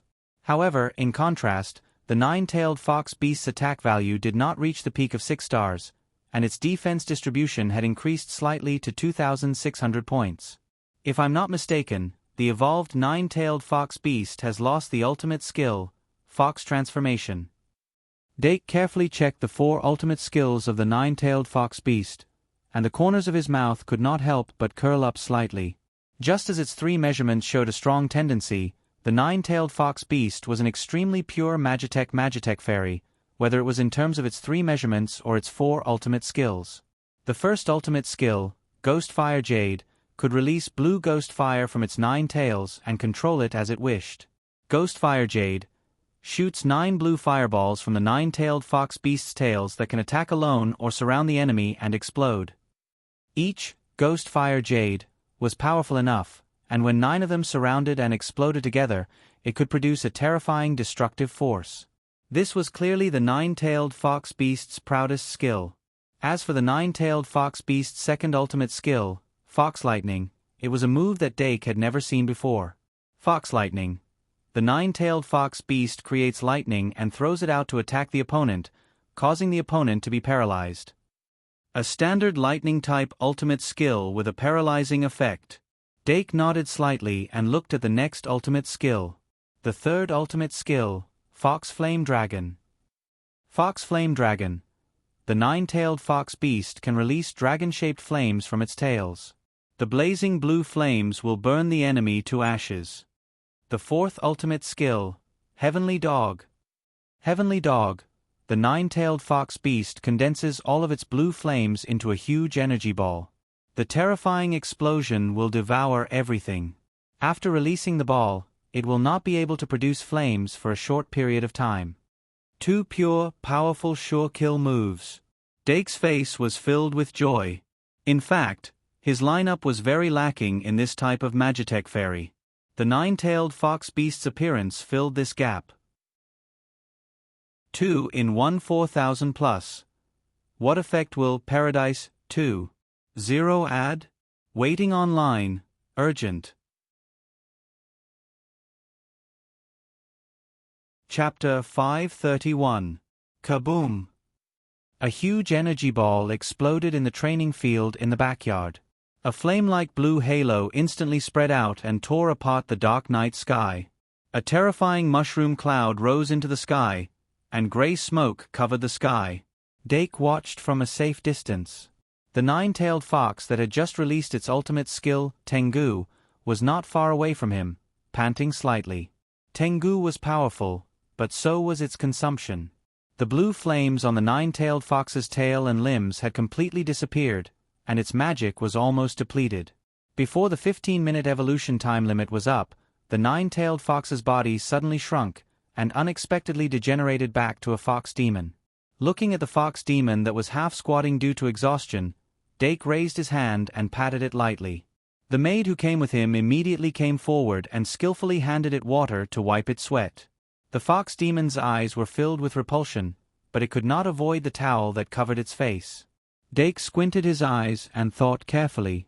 After the digital beast evolved, if it consumed too much magic, it would indeed exit the state of evolution early. Website: https://m. Vipkanchu. VIP. He just didn't expect this, Heavenly Hound, to be a sure kill skill that released all the remaining magic in one go. As the nine-tailed fox's body was released with the blue flames, its magic was completely depleted, and only the part that supported its body was left. After that, it was likely that it would not be able to replenish its magic for a limited time. This side effect would still exist even after it degenerated into a fox demon. Dake took out the energy potion, and began to calculate the duration of this side effect. 6 minutes. The actual duration of the side effect might be slightly different due to various factors, but it was roughly around 6 minutes. Dake pondered for a moment and let the maid bring the fox demon back to the mansion. At this time, the mansion's dining room had already prepared a sumptuous dinner. It was considered a small celebration for the fox demon's addition. As of today, a total of 20 magic elf cards were finally gathered. According to Dake's plan, he could start upgrading Paradise tonight. However, considering that the upgrade materials for Paradise were not unlimited, and frequent failures would also reduce the durability of Paradise. Therefore, Dake needed to spend as much time as possible on the early stages of preparation. Moreover, tonight was the time to help the demon fox integrate into the family. Magical guide fairies like the demon fox were obviously tired of rubbing up against others. If they weren't properly guided, they would likely be isolated. Dake didn't want such a situation to occur among his magic guiding fairies. After a night of pleasure, the next day, Dake brought the Paradise upgrade package to the lab. Paradise's upgrade method was not complicated. It was divided into 4 parts. The first part was to use a special refining method to reverse deconstruct the magic card, Paradise, so that it would return to a semi-finished state. The second part was to record the information of the 10 new magic elf cards according to the previous method. The third part was to re-inject personal information and make targeted adjustments to Paradise. The fourth part was to smelt the core materials needed for the upgrade and complete the refinement. Based on the choice of core materials, the mage could add a new effect to a Paradise. Claire had prepared a total of 3 core materials for him. Each core material was compatible with Paradise and could bring about different effects. The first core material was a seed with the grass attribute. It could allow a special healing flower to grow on the ground of Paradise. As long as the body was in the fragrance of the healing flower, the magic guiding fairies recorded by Paradise would obtain an additional HP, magic power, recovery rate. Before the final refinement, Dake didn't know how much magic power recovery rate it could provide. However, in theory, when Paradise was upgraded to version 2.0, the original 10 points of magic power recovery per second would increase to 20 points per second, which was 1,200 points per minute. Even if the magic guiding fairies consumed a portion of magic power for their existence were excluded, they could still recover hundreds of magic power per minute. This was actually extremely exaggerated. If the first core material was chosen, it could further enhance magic power recovery on the basis of 20 points per second.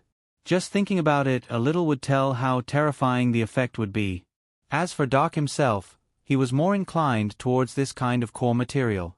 This was because when the fragrance of the healing flower spread out of paradise, the magic guiding fairies could also follow the fragrance out of paradise. Even if they lost the magic power recovery rate of paradise, the magic power recovery rate provided by the fragrance itself should be enough to ensure their normal needs. That way, they could greatly increase their range of activity. It could be said that the first core material directly stabbed Dake's heart. However, the more troublesome thing was that the remaining two core materials weren't bad either. The second core material was an ancient coat of arms. The stone coat of arms had a faint remnant of divine intent. It was said that a certain beast god was engraved on the coat of arms. However, no matter what the truth was, the effect of this ancient coat of arms was real. Because it was one of the materials used by Claire to refine Animal Kingdom.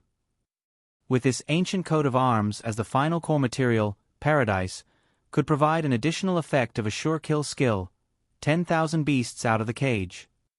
This was the sure kill skill that came with Zoo, refined by Dake. It could increase the group attack power of the bird and beast type magic guiding fairies in Paradise for 30 seconds. If the number of bird and beast type magic guiding fairies reached 10, the attack power would increase by 200 points. If the number of bird and beast type magic guiding fairies reached 100, the attack power would increase by 2,000 points. This was a sure kill skill that didn't have outstanding effects at the moment, but it would definitely play a huge role in the future. However, under the premise that Zoo already existed, it didn't have priority. As for the third core material, it was a water attribute gem. The three core materials provided by Claire had all been specially processed. For example, this gem called Heart of the Ocean could be added to Paradise. As long as it was smelted, it could add a central fountain and a waterway that extended in all directions. It could allow the magic guiding fairies that could only live in water to extend their range of activity to any corner of Paradise. In addition, the water attribute magic guiding fairies that lived in Paradise would obtain an effect similar to that of a water attribute field card, increasing their attributes and water attribute skill effects. This effect wasn't bad. However, it wasn't irreplaceable. In fact, it was relatively easy to refine a similar attribute field card. However, the duration of the field card couldn't be compared to Paradise as 24 hours. Moreover, Dake didn't have many water attribute magic guiding fairies. Therefore, after much consideration, Dake finally decided to use the first core material, which was the seed of the healing flower. The healing flower's original form was a very inconspicuous little yellow flower. However, the place where it actually grew was extremely dangerous. It was Claire's harvest from traveling around the world. The seed in Dake's hand wasn't a real seed. It was refined by Claire by collecting the essence of the healing flower. It was a material that was specially made to upgrade Paradise. As for the other two core materials, they were the same. Even if it wasn't used for the time being, it could be used for the upgrade later. After confirming the core materials, it was time to study the various details. Dake tried to mix the various magic potions needed for the upgrade, and through repeated practice, he mastered the engraving of the special refining array. It wasn't until afternoon that Dake brought all 20 magic guiding fairies into the laboratory. Although the information of the first 10 magic guiding fairies didn't need to be re-recorded, the third part of the information adjustment process required all 20 magic guiding fairy cards to be present. The magic guiding fairies knew last night that Dake was going to upgrade Paradise, and they entered the laboratory with anticipation. Among them, the 10 magic guiding fairies that came later were very excited. For them, joining Paradise not only meant leaving the Watcher Alliance, but it also had a special feeling of ceremony and there was a faint sense of honor. It was as if they had become a part of Paradise, and they had truly become a family. Their magic would mix together in Paradise, just like the mixing of blood. It was even closer than blood relations. It's about to begin. Dake took a deep breath, turned around, picked up a stack of magic guiding cards, and waved it at the magic guiding fairies. The magic guiding fairies responded with cries, and then one by one, they turned into light and drilled into their respective magic guiding cards. Dake divided the 20 magic guiding fairy cards into 2 parts and arranged them properly.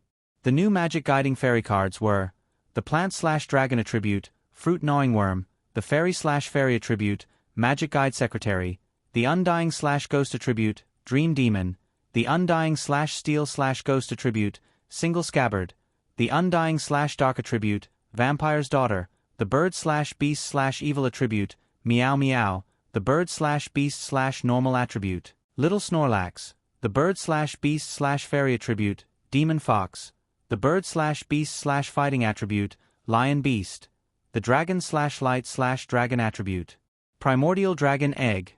In addition to the previous 10 magic guiding fairies, once Paradise was upgraded, it would have elemental species, insect species, bird/beast species, plant species, fairy species, undying species, devil species, and dragon species.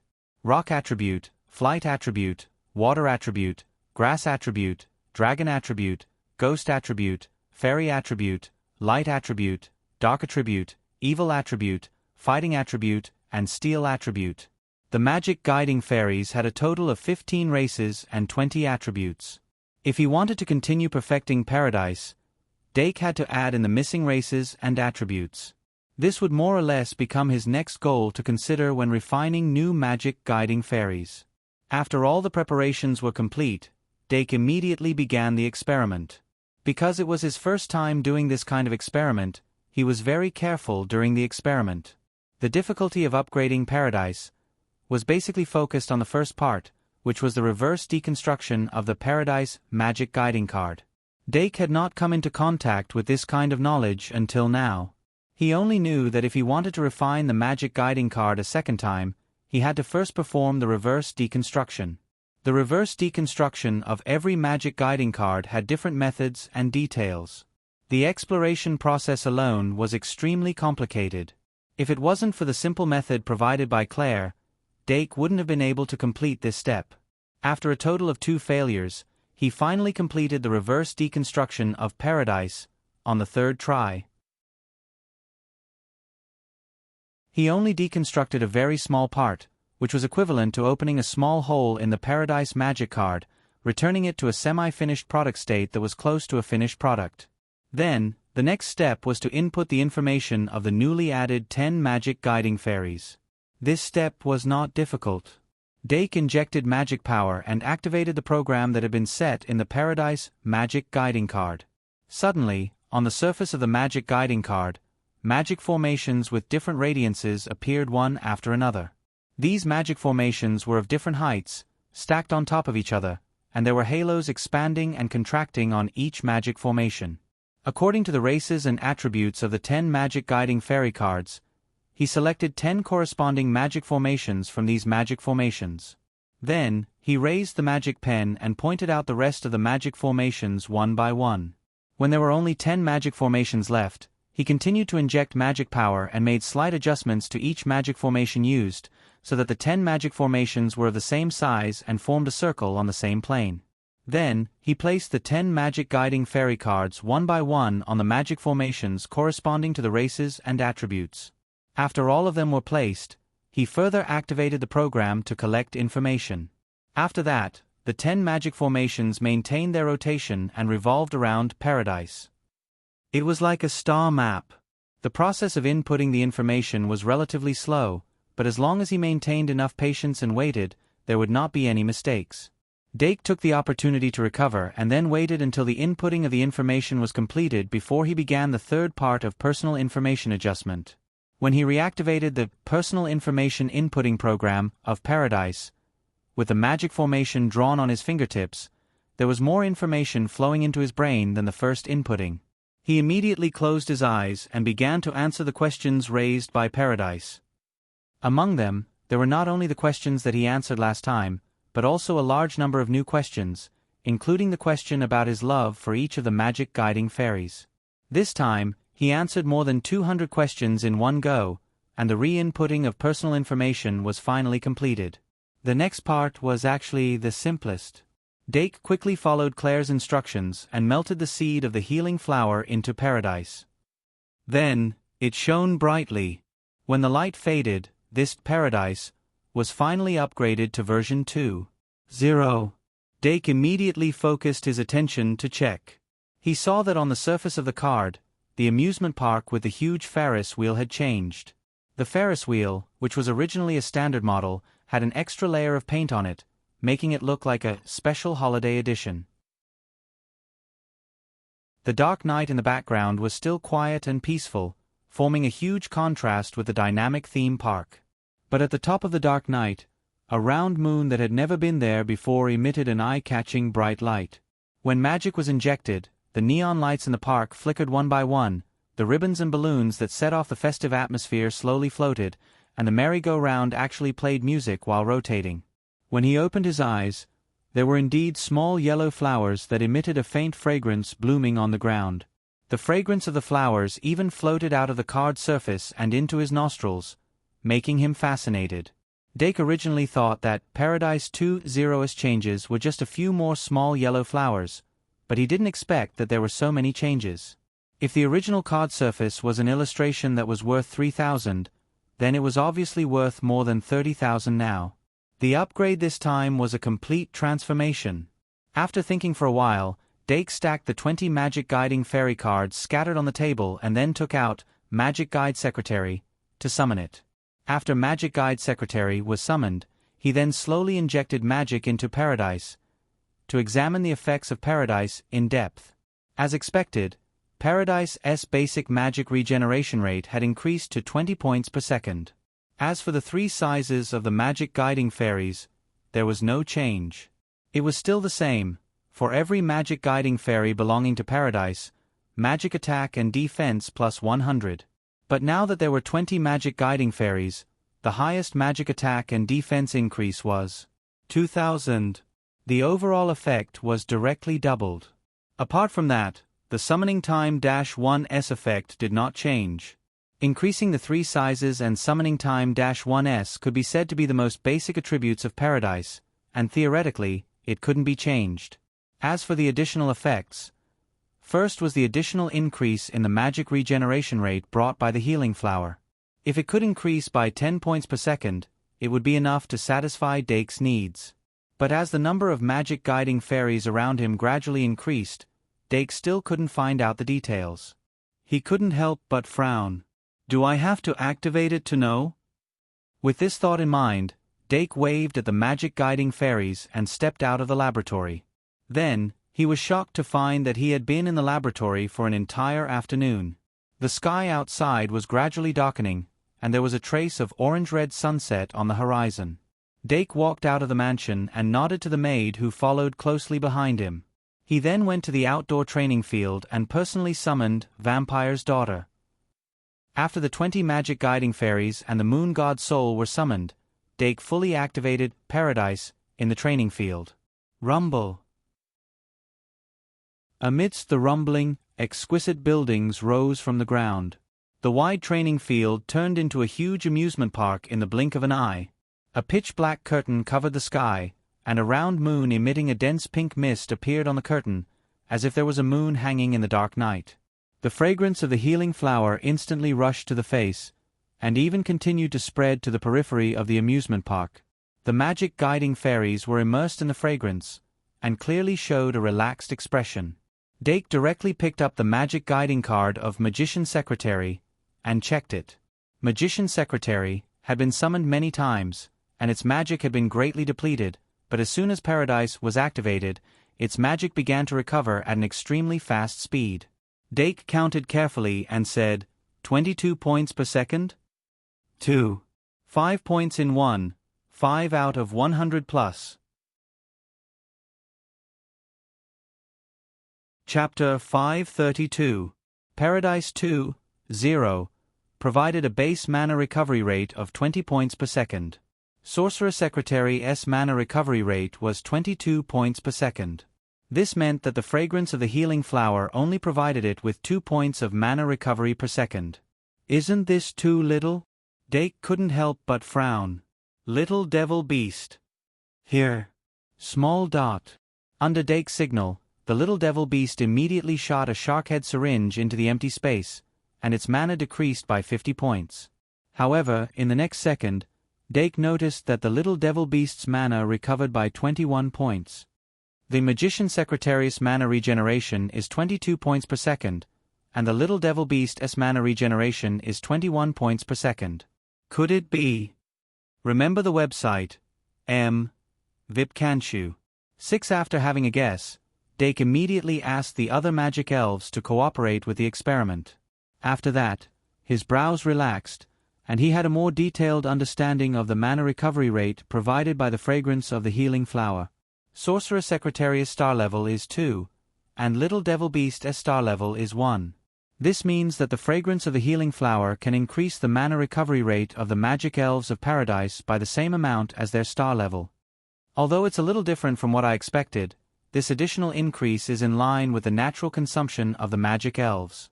This means that as long as the magic elves are within the range of the fragrance of the healing flower, as long as they don't use their mana indiscriminately, they can continue to exist. Dake couldn't help but smile. At least he had achieved his goal of choosing the healing flower as the core material in the beginning. Next, it was time to test the additional effect of Paradise 2.0. Yes, in addition to fragrant healing, this upgraded Paradise magic card had an additional effect. Dake couldn't help but look up at the full moon above the night sky. In fact, when he saw the full moon on the surface of the magic card, Dake had already guessed it, and now he was just going to further verify it. Card name, Paradise. Type, Venue card. Effect 1. In Paradise, the magic elves of Paradise will receive 20 points per second of mana recovery rate. Effect 2. In Paradise, for every additional magic guide elf belonging to Paradise, magic attack and defense plus 100. Effect 3. In the Paradise, the summoning time of the Paradise's magic guide elf -1s. Effect 4. Additional passive aromatic healing. Effect 5. Additional passive Moon of Bliss. Even though he didn't know the exact effect of the Sure Kill skill Moon of Bliss, he could tell from its name that it was a Sure Kill skill related to a bliss. After 2 consecutive entries of information, especially the second refinement, it seemed like Paradise was slowly morphing into his shape. Among the 20 magic elves recorded in Paradise, the majority belonged to a bliss. This might be the reason why Paradise was infected by bliss first and not pride and greed. Dake thought for a moment and summoned the fox demon to his side. He said, "Try to use your ultimate skill and see if there are any changes in power." The fox demon nodded and walked forward silently. It then used its most direct sure kill skill, Fox Leaf Wedge. In the blink of an eye, a green cyclone was formed on the palm of the demonic fox beast, and pieces of sharp green leaves condensed from it. It raised its hand slightly and the green leaves swept up like a whirlwind. They spun clockwise in the air. Dake said softly, "Let's see how it goes." The demonic fox beast suddenly waved its hand forward, and the green leaf's movement speed suddenly increased, shooting towards the ground in front of it. Bang, bang, bang. Dozens of craters appeared on the ground. "How is it?" Dake asked. The fox demon shook its head. "No changes." Dake frowned. Since it didn't increase the power of the sure kill skill, what kind of passive effect does Moon of Bliss have? Could it be some kind of passive effect? Let me think. Could it be? Dake had an idea. He took out Bliss 3 from his card pack and looked at the fox demon. "Get ready." After the demonic fox smelled Bliss's scent, it frowned and hesitated. Obviously, it was too shy to try it after losing control after evolving yesterday. Although it was against it, it nodded coldly. Dake smirked and began to summon Bliss 3. In the name of Dake Dimeng, evolve, Fox Demon. Under the light of Bliss, the Fox Demon's body expanded rapidly. The light of evolution lit up the night sky. The 9-tailed Fox Demon stepped on blue flames and stood upright. However, the 9-tailed Fox Demon's handsome posture lasted for less than half a second. It suddenly turned around and ran towards Dake happily. Dake quickly stopped it. Nine-tailed fox demon. The nine-tailed fox demon said, "Ing heart suit." Dake said helplessly, "Let's try the will-o-wisp jade first. See if there is any increase in power."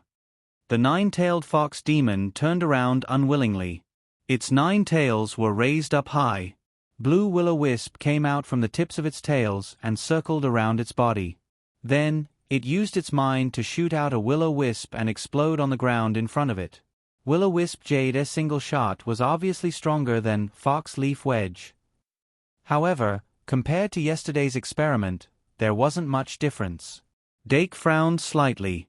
He called over the little demon and used Bliss 3, Moon, to evolve it into Hydalu Demon.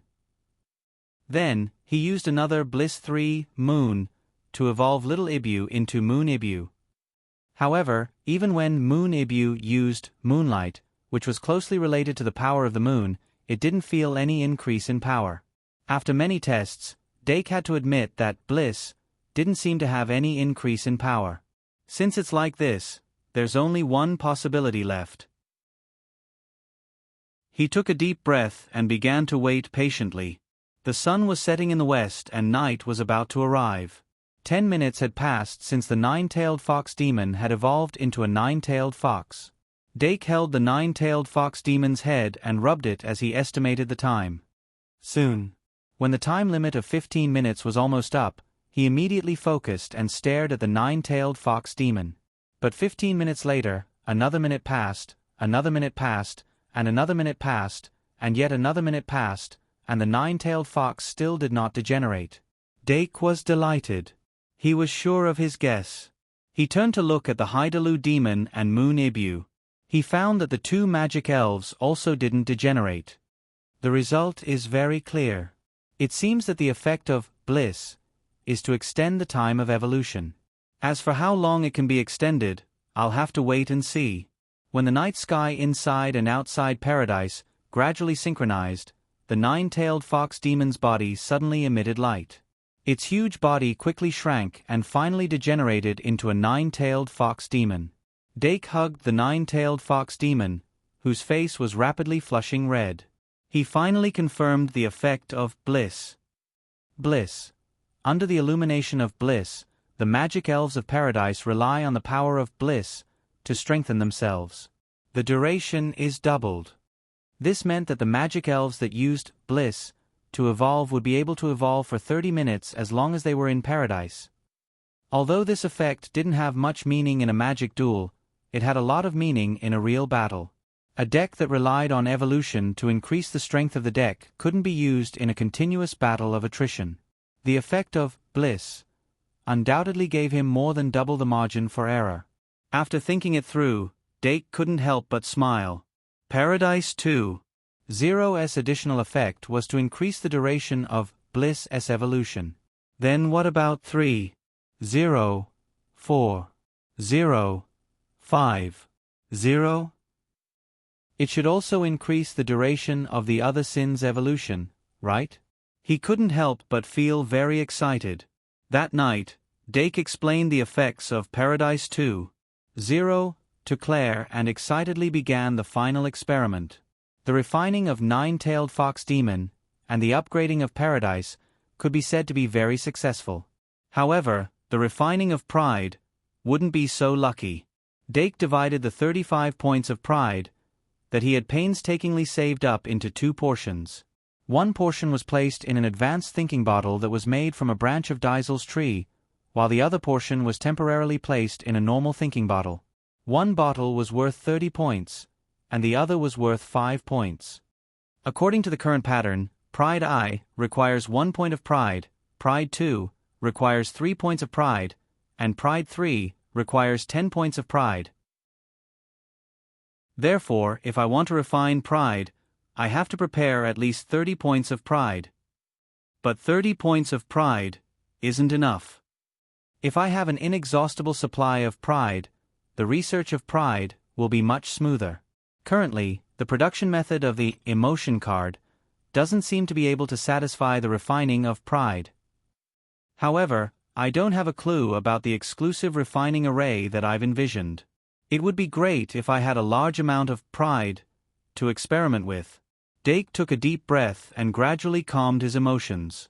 Then, he took out the information that he had recently spent some time researching. The emotion card could only be considered a simplified version of the magic card. Among the many refining arrays that were used to refine the emotion card, there wasn't a refining array that was specifically used to deal with emotions. Of course, there wasn't a corresponding charm either. Arvet's triad armament refining method was based on an exclusive refining array. Claire's Zoo series was based on an exclusive charm. Basically, an exclusive refining formation or magic incantation was necessary to refine a magic card. However, historically, the research of mages on magic technology related to the brain was relatively weak. Dake had tried to find a refining array or charm that could be used as a reference, but to no avail. With his current level of knowledge, it was impossible to create a pavilion out of thin air. He needed a giant's shoulder to support his feet. However, he wasn't completely without direction. Among the information that he had gathered so far, there was something that could be used for research. A moment later, Dake unfurled an extremely long drawing on the table. The drawing's length to width ratio was as high as 10:1. The drawing depicted a peasant woman immersed in the joy of a harvest, a shepherd rolling among sheep, and a baby crying under the bright moon. From left to right, it formed an extremely long drawing. This was the mural that Dake had recorded on the wall of the second moon god's palace. At first glance, this mural didn't seem to have any incantations or arrays. However, it was carved in a circular structure on the wall of the moon god's palace, forming a ring that surrounded the statue of the moon goddess. Most importantly, it only existed in the second moon god's palace. This was the real reason why Dake had first noticed it and made the sorcerer secretary record it. Compared to the first moon god's palace, the second moon god's palace was more majestic and had an additional mural. The result of this was that the two statues were in completely different states. The goddess statue in the first moon temple could not produce its own bliss at all. All of its bliss was collected by the marine church. However, the statue in the second moon god's palace had accumulated a large amount of bliss from the very beginning. According to what the moon god's soul said, there wasn't any bliss in her body when she was born. It was accumulated bit by bit as time passed. However, she couldn't tell how the bliss was produced. Fortunately, Dake didn't count on her from the very beginning, so he wasn't too disappointed. In short, without anyone else entering the second moon god's palace, the bliss in the statue couldn't have appeared out of thin air. After eliminating all other possibilities, there was only one left. The statue in the second moon god's palace could produce its own bliss because of the mural's existence. After coming to this conclusion, Dake became even more interested in the mural. Then, he gradually realized that the mural itself was very likely alive. The peasant woman, shepherd, and baby in the mural could produce happiness, anger, sorrow, and joy. And that was the source of the bliss in the statue. Now that the second moon god's palace had collapsed, the mural no longer existed. However, the sorcerer secretary had recorded it down.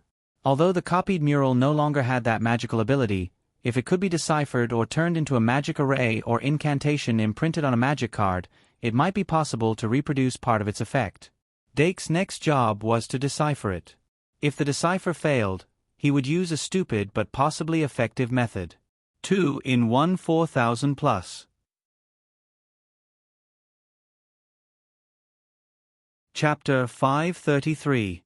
Since the night of the 23rd of August, Dake began to study the murals in the moon god's temple. He tried his best to think alone and only asked Claire and Yalvet when he encountered something that was difficult to understand. Claire and Yalvet both knew that he was studying the power of the moon god, but they did not know that he was studying something more fundamental. The commonality between bliss and moon god's power made it so that Dake did not need to hide his research. The evolution of the magic fairies seemed to have been explained because of this.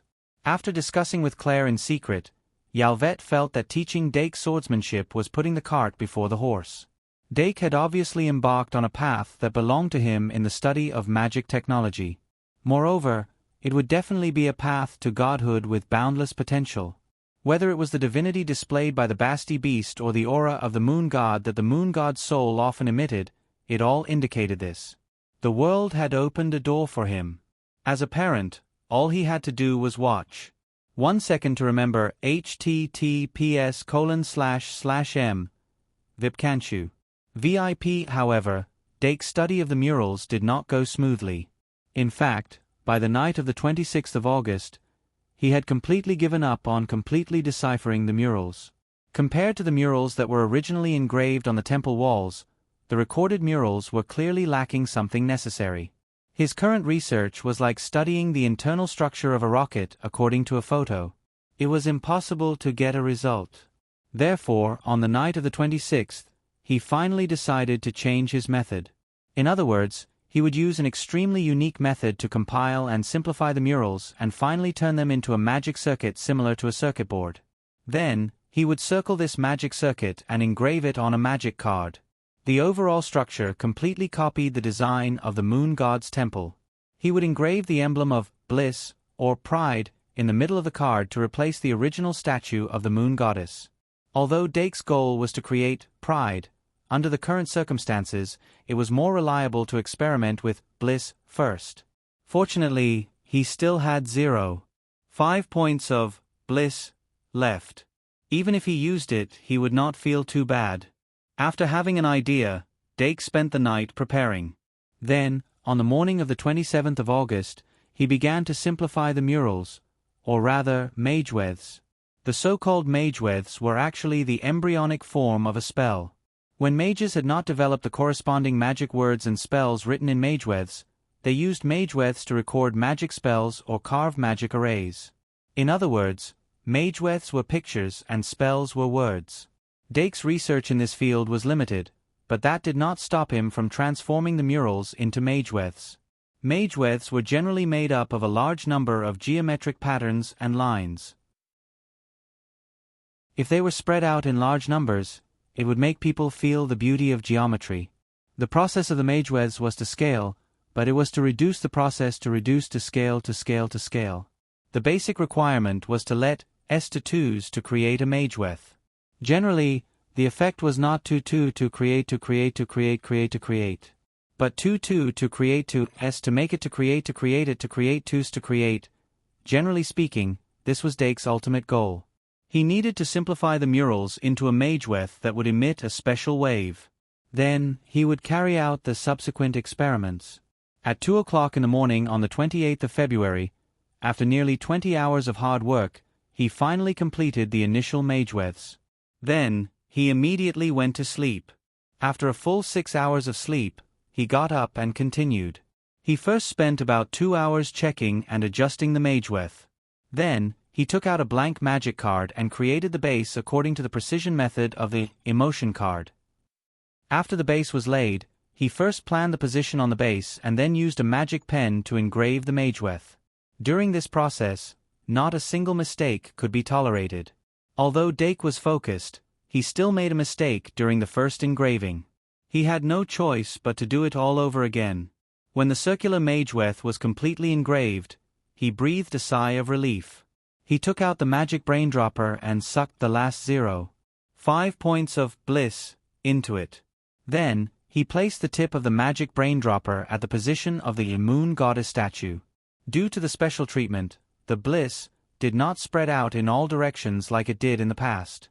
It floated on the surface like a drop of water, emitting a faint, misty aura. Dake carefully picked up the magic pen and poured his magic into it. It flowed through the Mercury axis to the tip of the pen. Then, it continued to extend from the tip of the pen to form an extremely thin tip. Then, he used an extremely precise method to control the magic to trigger the drop of bliss, and gradually turned it into the shape of the bliss coat of arms. After the engraving was completed, the coat of arms seeped into the base of the magic card and left a pink mark. After waiting for 2 minutes, Dake then continued with the next step. He engraved the basic alchemy circle including the number 7 alchemy circle to achieve the effects of rubbing, refining, amplifying, preventing loss, and automatic recovery. When the alchemy circles needed for the precise creation of the emotion card were all completed, Dake began to apply the final, sealing fluid. Soon, the magic card that only used 0.5 drops of bliss was completed. Dake carefully observed the magic card. The fully formed magic card had a circle of complicated mageweth around the card surface. The middle part of the card was engraved with the bliss coat of arms. The base color was extremely light pink. Dake frowned slightly as he thought about it. He then reached out and touched the magic card to try to inject his magic. He did not need to inject too much magic for the card to react immediately. The circle of complicated mageweth lit up first. It floated from the surface of the card and turned into a circle of light that expanded and contracted. The bliss coat of arms lit up as well, complementing each other. In Dake's heart, there was a trace of joy unknowingly. He suddenly came back to his senses and took out Illusory Beast, Ibu, from the card bag. He first removed the summon and then reactivated it. In fact, because the little demon beast had always been active in its familiar form, Dake could not summon it to his side in this way. Otherwise, its special status would not be shaken. Ibu. Little Ibu, who was suddenly summoned, tilted its head and called out affectionately. In the last few days of the holiday, the tutors were stuffing everything they wanted to teach into the minds of the magic elves. Therefore, they were very busy. Let's do an experiment. Dake shook the magic card. After getting little Ibu's nod, he chanted the usual summoning spell to summon it. A moment later, the coat of arms on the card surface released a faint pink light that shone on little Ibu's forehead. As if in response, the same bliss coat of arms lit up on little Ibu's forehead. Its body also emitted a faint pink light. Its expression also softened subtly, as if it was very comfortable. But that was it.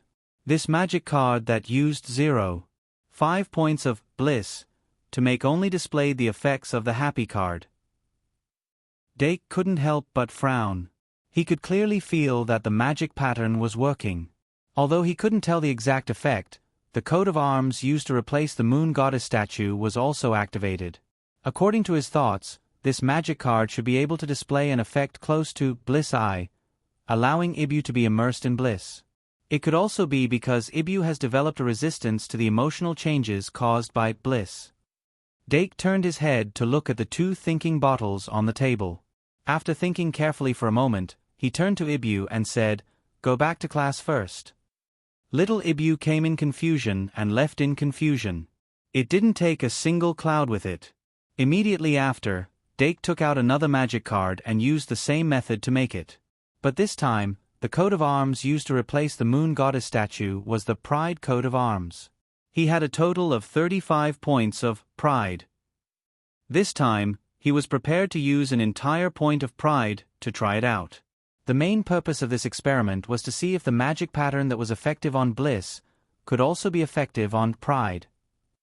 After more than an hour, he finally completed this round of making. A brand new pride eye appeared in front of him. Because the overall idea was very clear, he had some confidence in the basic effects of pride eye when he made it. This time, he didn't immediately summon little Ibu to experiment. Instead, he stopped for a moment and walked out of the lab. As soon as he opened the door, he saw Olga waiting outside. It seemed that Olga had been looking for a chance to call him out for dinner. Dake nodded to her and quickly walked to the dining hall. He finally arrived before the end of the meal and caught the little devil with its mouth full of oil. If it was to be a lab rat, the little devil was the best. Dake picked up the new pride eye, called the little devil to a corner, and then activated the magic card. As the pride coat of arms shot out a dark golden light, the little devil couldn't help but tighten its grip on its toes. Dake could see the skull pattern on its forehead fading into the pride coat of arms. Then, it suddenly closed its eyes, gritted its teeth hard, and pressed the corners of its mouth tightly. There was no doubt that it was using its own will to resist the corrosion of pride. It had to be said that the little devil had indeed made great progress in this year. Even its temperament and will had been tempered. It succeeded in holding itself back and didn't sit upright in the sky because of pride eye. However, Dake could still see the effect of pride eye from its reaction. Then, he pointed to a place where there was no one and said, use small dart. The little devil immediately opened its eyes and condensed a syringe with a shark head under its wings. Before it shot out, Dake knocked on its head and said, "Stop." The little devil's face froze, and it stopped. However, Dake's experiment had been completed. As a familiar, the little devil didn't have any killing moves before it was sealed in the curse cage. However, Pride Eye could give it a killing move. It successfully summoned Small Dart, which meant that this Pride Eye was effective. But that was all. Dake didn't find anything different from the Pride Eye from before. However, with the passage of time, a new conclusion was quickly reached. This Pride Eye was restored to a usable state after only 50 minutes. This meant that the cooldown, which was close to an hour, was reduced by a full 10 points. This discovery undoubtedly increased Dake's confidence in that Mageweth, because this meant that the Mageweth was indeed working, and that effect had improved Pride Eye to a certain extent. After careful consideration, he decided to use 3 points of pride at once to conduct a more detailed observation. 30 points of pride was too much. Before further observation and debugging, he still couldn't make up his mind to try it out. Moreover, 3 points of pride could also be used to create Pride 2. Although Pride 2 wasn't as useful as Pride 3, it could still increase the stars of the Little Devil, Ivan, and the Polymorph.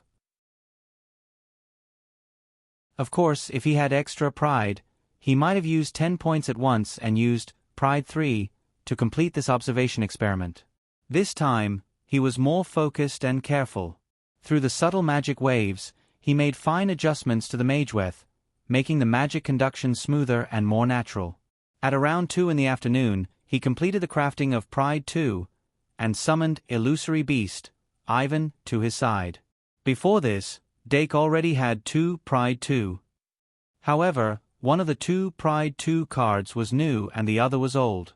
The old Pride 2 allowed Ivan to obtain the 2 sure kill skills, Imitation and Round Pupil, at the same time. The new Pride 2 also allowed Ivan to obtain a 3rd sure kill skill, Help. This was a change that couldn't be seen on the Little Devil.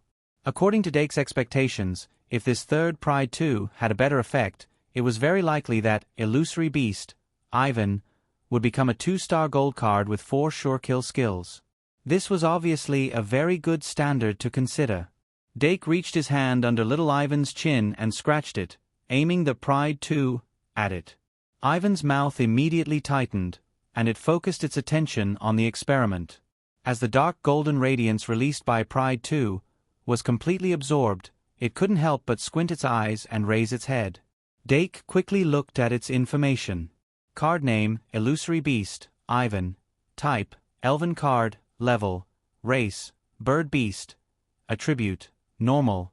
Magic, 500, attack, 700, defense, 300. Sure kill skills, Imitation, Round Pupil, Help, Great Sunny Day. There were no changes to its stats, but it had indeed become a gold card. Moreover, the 4th sure kill skill that Ivan obtained after this evolution was a field skill, Great Clear Sky. 2 in 1, 4/100+.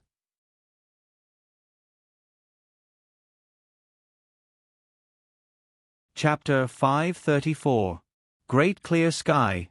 Pride releases the power of the sun and clears the sky. Within 5 rounds, the sun will become more intense, increasing the power of light attribute killing moves and suppressing the power of dark attribute killing moves. The power of light attribute killing moves is increased by 50%, while the power of dark attribute killing moves is decreased by 50%. It's a field skill that strengthens the light attribute. Dake immediately checked the information of Great Clear Sky, and the results surprised him. In his impression, Great Clear Sky was a killing move that was the complete opposite of Little Snorlax's Rain Prayer. Rain Prayer increased the water attribute and suppressed the fire attribute, while Great Clear Sky should increase the fire attribute and suppress the water attribute. However, Ivan obtained Great Clear Sky after rising in stars with this new Pride 2, increasing the light attribute and suppressing the dark attribute. Could it be a special version of Pride? Dake couldn't help but ponder. This great clear sky itself brought him a huge surprise, but if he used it as a standard to infer, perhaps there was an even bigger surprise waiting for him. As a phantasmal beast, Ivan was extremely special. Just like the other phantasmal beasts, he could rely on any one of the Great Sin's 2 cards to increase his star level and obtain different, Circle Pupil Sure Kill skills. Now that this new Pride 2 could give him the Pride version of Great Clear Sky, then could other types of Great Sins also give him the corresponding version of field skills? Website https://m Vipkanchu. VIP Dake thought for a while and listed out Ivan's 2-star killing moves. Pride 2, First Edition, Imitation, Circle Pupil, Pride. Pride 2, Second Edition, Imitation, Circle Pupil, Pride. Help. Pride 2, Third Edition, Imitation, Circle Pupil, Pride. Help. Great Clear Sky, Pride. Greed 2, Second Edition, Imitation, Circle Pupil, Greed. Desire. From this, it could be seen that using the same method to refine other types of Great Sins too, the probability of obtaining different field skills was extremely high. Dake couldn't help but smile. Looks like it's very necessary to refine a new Bliss 2 and Greed 2, respectively. Yes, let's wait until we get back to school. Then he picked up Ivan and rubbed his cheek against him, muttering, "What a lucky star." Ivan, After Dake let Ibu go, he took a sip of apple juice to refresh himself. So far, the Mageweth transformed from the mural had already shown its effects. The new refining method developed using that Mageweth could obviously improve the Great Sin card, but the extent of the improvement and whether it would be effective on the Great Sin card was still unknown. Let's name this Mageweth the God's Mageweth. After Dake wrote down the name of the Mageweth on the notebook, he immediately began refining the Great Sin mark. Regardless of whether the new refining method was useful or not, it was already the limit of what he could do. Even if he failed, there was nothing he could say. In the worst case, he could just research and develop it again or continue to improve it. Dake slowly calmed down and began to mix new brain juice, sealing fluid, and other things. When all the ingredients, including the 2 types of potions, were ready, he took out a new blank magic card and carefully smeared the brain juice on the card.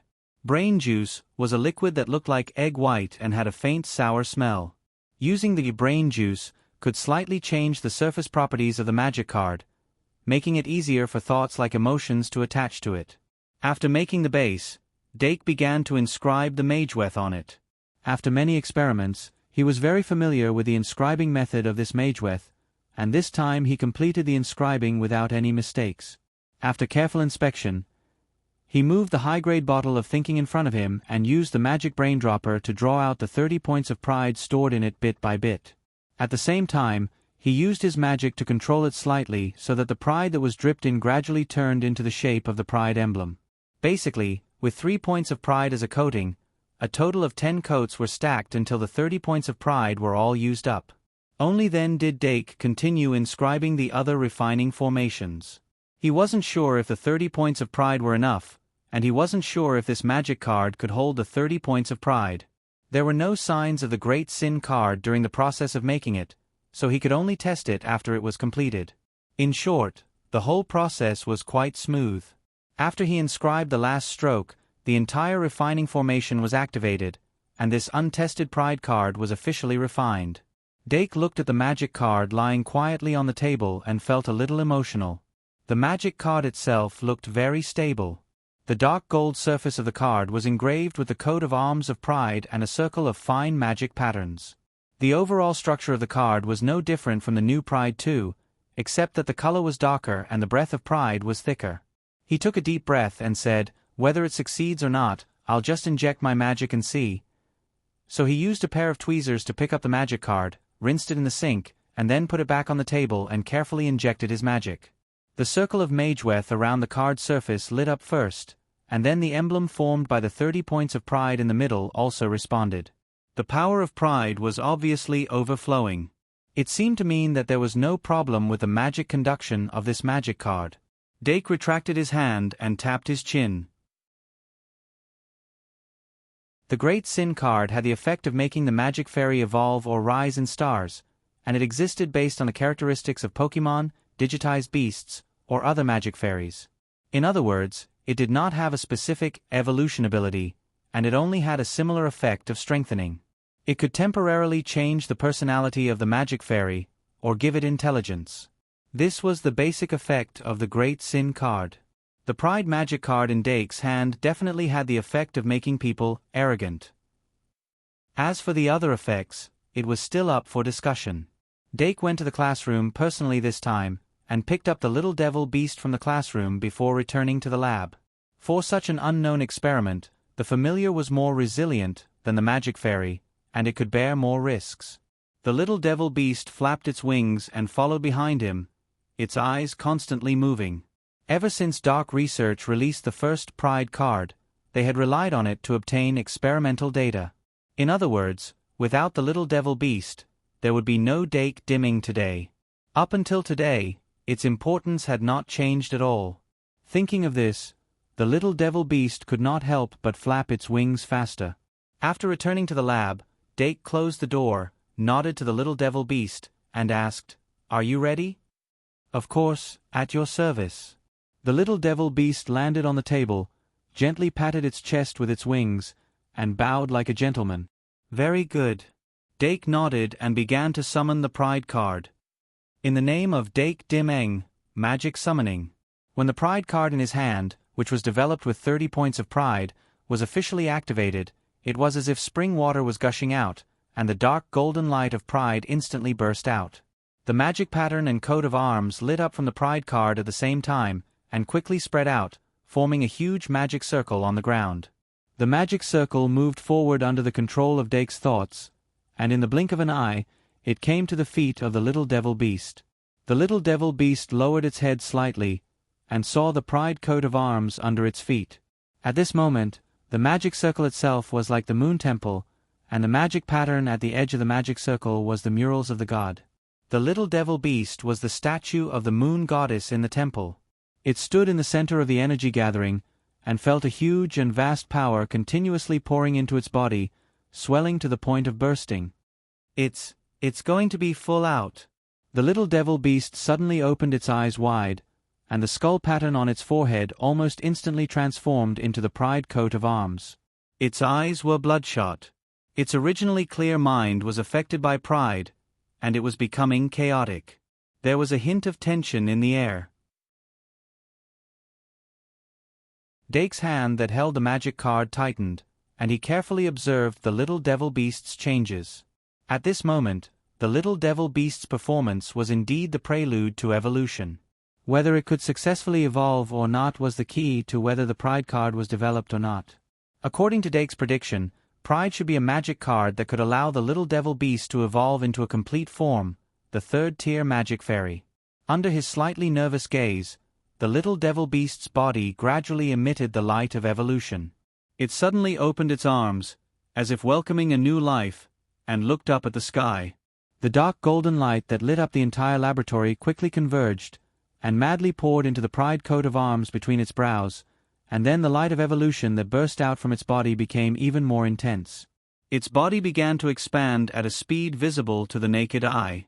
In the blink of an eye, it stretched out from a ball into a luminous body with the outline of a human. Long and powerful arms squeezed out from the sides of its body, and its feet were slightly apart, and the wings on its back madly extended under the cover of the light. From the outline of the light, it seemed to have evolved into a devil beast, or an angel beast. The little devil beast's eyes were wide open. At this moment, it felt like the first time it evolved into a devil beast under the influence of Pride 3, but its body was surging with more turbulent and chaotic power. The originally dark golden power of Pride actually split into two in its body. Black symbolized darkness, and gold symbolized light.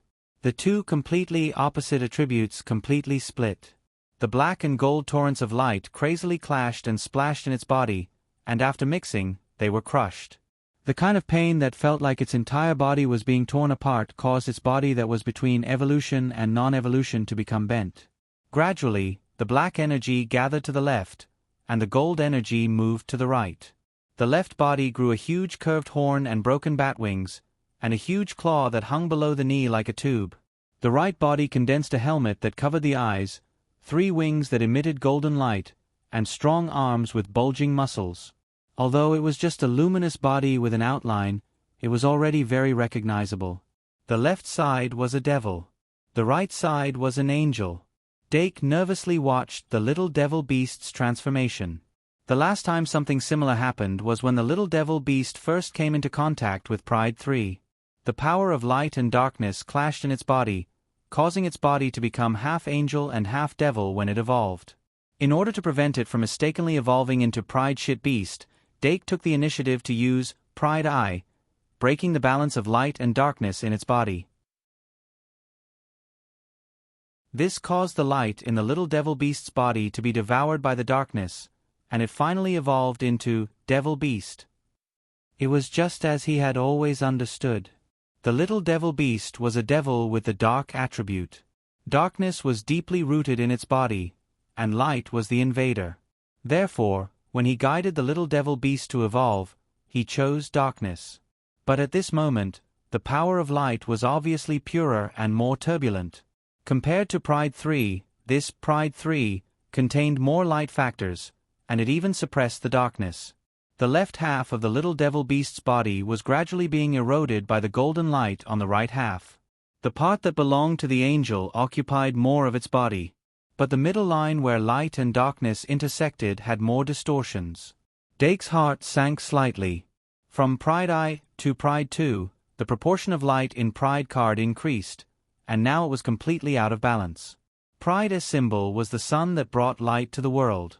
Its favorite attribute was light, and it was originally incompatible with darkness. But pride was one of the 7 sins, and it was born from darkness. Therefore, the contradiction was obvious. Although the existence of Basti Beast had proved that light and darkness could be combined, but for a single individual, it did not have the capacity to contain light and darkness. The little devil beast could not directly evolve into an angel beast. As Pride card's level continued to increase, this situation would probably become more serious. The light in Pride could very likely completely suppress the darkness, and the little devil beast could not evolve into the ultimate form through Pride. Dake shook his head violently and got rid of those distracting thoughts. The current situation was not the time to think about those far-fetched things. The little devil beast's situation was very complicated. The pride in his hand was not necessarily a complete product.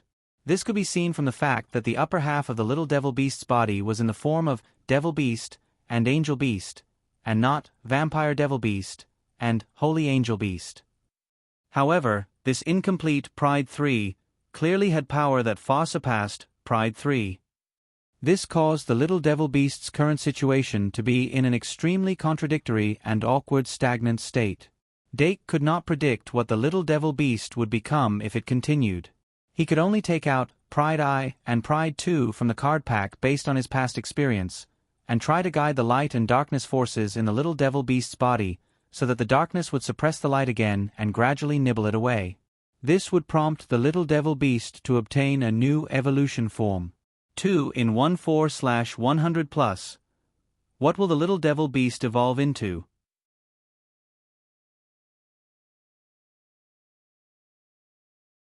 Chapter 535.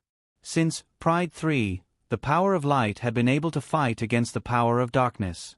Therefore, if he wanted to guide the little devil's power to the side of darkness, he could only use Pride Eye and Pride 2. Dake took out 2 Pride Eye cards and 3 Pride 2 cards from his card pack. He only pondered for a bit before activating the 2 Pride Eye cards first. As the 2 dark golden balls of light entered the little devil's body, the black light that was about to be completely suppressed by the golden light showed signs of counterattacking.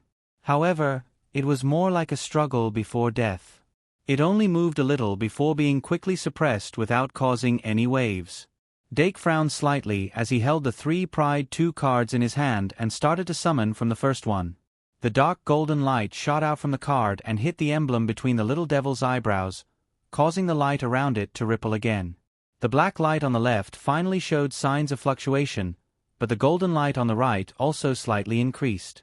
After waiting for 3 seconds, Dake immediately summoned the second Pride 2 card, followed by the third one, which was the newly developed one. With the infusion of the 3 Pride 2 cards, the black light on the little devil's body finally had the ability to fight against the golden light. However, it was only able to fight against it. Remember the website, VIP Kanshu.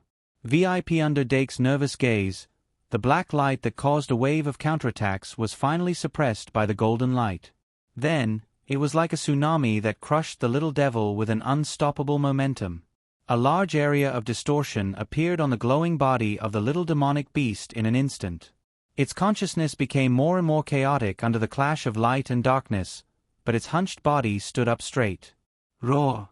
A sharp demonic roar was squeezed out from its throat. Dake's face suddenly stiffened. The difference between Pride 2 and Pride X was huge. 3 Pride 2 cards couldn't affect this Pride X card to a certain degree. Now, he only had 1 Pride 3 card that balanced light and darkness. If he used this Pride 3 card, it could indeed reduce the ratio of light and darkness, but it couldn't let the darkness suppress the light. Dake suddenly realized that he was at his wit's end. The left half of the little devil's body that was crushed by the golden light seemed to have countless exposed glowing veins that were wriggling, revealing a ferocious aura that was incompatible with the light attribute. If this continued, it would undoubtedly go down the wrong path of evolution. Although the magic fairy would eventually degenerate due to its nature, the wrong evolution experience would definitely leave a deep shadow in the little devil's heart. Whether it evolved into a poop beast or a snot beast by mistake, Dake didn't want to see it. Seeing as the little devil's body was about to be completely covered by the twisting golden light, Dake clenched his teeth to draw out 4 Bliss 3 cards from his card pack. If there was one type of Great Sin card that leaned towards darkness, it would undoubtedly be Bliss. 4 different versions to balance to Dake to change to make to light and dark to balance. Dark's mind raced as he subconsciously chanted the incantation of a normal summoning spell. He to make. 2. The golden pink light lit up the entire room. However, the power of bliss that was forcefully inserted into the little devil's body didn't combine with Pride's power of darkness to resist the power of light. The pink power of bliss became a third power and mixed into the twisting golden light.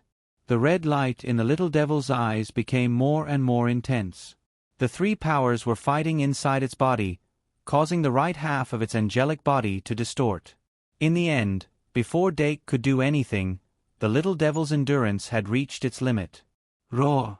With a ferocious roar, the little devil's body had completely turned into a mixture of twisted golden light. But when its stagnant evolution restarted, a pitch-black beam of light shot out from under the cover of the golden light in an extremely abnormal manner. As the little demonic beast's body abruptly grew in size, the black light that should have been nibbled away by the golden light erupted from the core of its body. Not only did it tear apart the golden light on the surface, it even brought the entire laboratory into a pitch-black terror. A sense of crisis suddenly flashed in Doc's mind. He seemed to have thought of something as his face darkened and he quickly retreated. By the time he retreated to the entrance of the laboratory, the little monster's head had already reached the ceiling. Its entire back was bent again due to the narrow space, and sharp spikes drilled out from its body that was bursting with black light. This is... Dake looked at the little devil's body in shock. It wasn't a demon, nor was it an angel. It wasn't even a poop beast or a snot beast. It was a digitalized beast that he was very familiar with. It was the zombie Tyrannosaurus. As the light on the little devil's body disappeared, its evolved body was completely revealed. It was a terrifying Tyrannosaurus that had shed its demon form and was only left with pale white bones. It's a zombie Tyrannosaurus. Even though Dake knew from the beginning that the little devil could evolve into many digitalized beasts, he didn't expect it to evolve in such a wrong way. The zombie Tyrannosaurus appeared in the first Digimon. It was the product of the protagonist Tai's ancient beast's wrong evolution. Its flesh had been destroyed, and only its skeleton was left. Its empty eye sockets were burning with green will-o'-the-wisps, and there was flesh and blood wriggling from its spine to its chest. After becoming a zombie Tyrannosaurus, it had completely lost its rationality. All that was left was its battle instincts from when it was alive. It was an extremely dangerous species. Little devil! Dake held on to his last shred of hope as he shouted. However, the zombie Tyrannosaurus only responded with an unconscious roar. When it opened its arms and smashed the counter in the laboratory, Dake clearly realized that the little devil had completely lost control after this evolution. However, he quickly calmed down. This wasn't the first time he had experienced something like this. Compared to the time when the witch beast was corrupted by the moon goddess and turned into an angel beast, he now had enough trump cards. He wouldn't be in such a sorry state again. The zombie Tyrannosaurus' wrong evolution can only last for 15 minutes. It won't be difficult to subdue it within these 15 minutes. The difficult part is... roar. After the zombie Tyrannosaurus was born, it suddenly noticed the only life in the room. It roared, and the bone horn on its head shattered the ceiling. It pierced through the bricks above like a bone knife. Then, it suddenly raised its claws and pounced towards Dake. The ceiling completely collapsed, and the falling bricks made a loud noise. Dake moved his finger, and the moon goddess soul in the classroom instantly disappeared. In the name of Dake Dim-ing, I summon the moon goddess soul. The moon goddess soul, that was summoned again, landed beside Dake. It looked up at the zombie Tyrannosaurus that had lost its rationality and frowned. What is this abomination? It's the zombie Tyrannosaurus. Dake quickly said. Give it to me. All right. The moon goddess soul curled its lips, raised its cold hand, and placed it in Dake's palm. The moment their fingers touched, a silver-white light exploded from their palms, like the radiance of the silver moon. The gathered prayers shall become the new silver moon. Become the shining silver moon, armed evolution, moon goddess. The moon goddess soul body completely transformed into the silver moon's radiance. It spread from Dake's finger to his entire body, completely enveloping him in the silver light. His body quickly changed under the light of evolution, and in the blink of an eye, he turned into the body of an adult. When the silver-white armor stuck close to his skin and covered his body, he had shockingly evolved into a new digital beast, the moon goddess. The feeling of expanding power filled his body. Dake flicked his finger, and the single scabbard that had also disappeared in the classroom was summoned back into his palm. With the holy sword as support, his attack, which was already at 4,000, was increased by another 1,800 points. He didn't hesitate to rush toward the zombie Tyrannosaurus. His left hand grabbed the scabbard, and his right hand gripped the sword hilt. When he was about to come into contact with the zombie Tyrannosaurus, he suddenly pulled out the sword, and a blinding white light filled his vision. The zombie Tyrannosaurus bony claws were harder than steel, and the pitch-black aura that enveloped the claws not only gave it a higher attack, but also an additional corrosive ability. The claws and the sword violently clashed, creating a series of sparks. Dake squinted his eyes, and in this instant of battle, he had already determined the zombie Tyrannosaurus's star level and attack power. He used more strength, and the bony claws that were wrapped in the aura of death were swept away. Then he stomped his foot, and at the same time the floor caved in, he leaped up, and used his small size advantage to dodge the zombie Tyrannosaurus' other claw, and with a flip, he jumped onto the zombie Tyrannosaurus' shoulder. Standing on the pale white skeleton, Dake's gaze was fixed on the zombie Tyrannosaurus' spine. It contained the zombie Tyrannosaurus' last bit of flesh and blood, and it could launch a powerful organic missile. Once it launched the missile, even if Dake could block it, the Duke's mansion wouldn't be able to. He didn't want to be known as a home demolisher, even though he had already demolished countless homes, and treated them as if they belonged to someone else. Therefore, Dake raised the single scabbard high up, and at the same time he jumped down, he slashed down with all his strength at the zombie Tyrannosaurus' spine. Shattered bones and splattered flesh fell in all directions. Dake had successfully killed the zombie Tyrannosaurus's most powerful killing move in the bud. Without the missile launcher, the zombie Tyrannosaurus was like a tiger without its teeth, and at most it was just a monster without a sense of self. Just as Dake was thinking this, the zombie Tyrannosaurus, who felt pain, suddenly turned its head, and opened its bloody mouth to spit out a pitch-black breath filled with the smell of curses. Lunar God Mirror. Dake stepped into the air and quickly turned around, and the heart-protecting mirror on his chest turned into a shining silver moon. Moonlight energy rushed out, and like a round mirror condensed from moonlight, it completely blocked the zombie Tyrannosaurus's cursed breath. Then, he swung his sword and blocked the zombie Tyrannosaurus's bone tail that was sweeping toward him. Lunar Goddess' suppression of the zombie Tyrannosaurus was all-encompassing. Even the difference in attack power was completely overcome after he equipped the single scabbard. The only problem was that after using the killing move, Lunar God Mirror, the moonlight energy stored in the Lunar God Mirror would be completely released without leaving a single drop behind. The Lunar God's personality armament, mana consumption would have to be provided by Dake himself. The mana consumption was even greater than the Lightbringer's, and it was hard to support. Dake took a deep breath, and after cutting off the zombie Tyrannosaurus's tail, he completely suppressed it, and then stared at the zombie Tyrannosaurus's eyes. Even though the zombie Tyrannosaurus was categorized as a wrong evolution of the sub-ancient beast in the anime. But in the world of digital beasts, there were only examples of failed evolution that turned into snot beasts or poop beasts. There was no such thing as a wrong evolution. The zombie Tyrannosaurus was also one of the millions of digital beasts. It could even continue to evolve into an infinite Tyrannosaurus, or a dark battle Tyrannosaurus. Even though it was very difficult, the zombie Tyrannosaurus could still maintain a small part of its rationality.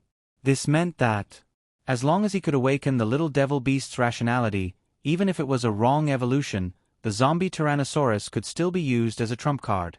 That pride card might not be complete, but he could use other ways to make up for it. As long as he could awaken the little devil beast's rationality. Dake's eyes flashed.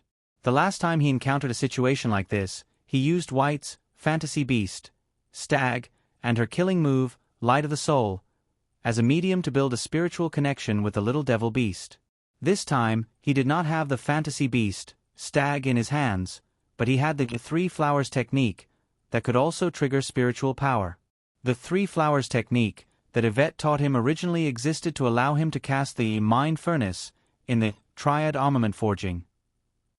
But it also helped him build the foundation to master spiritual power. Young Master.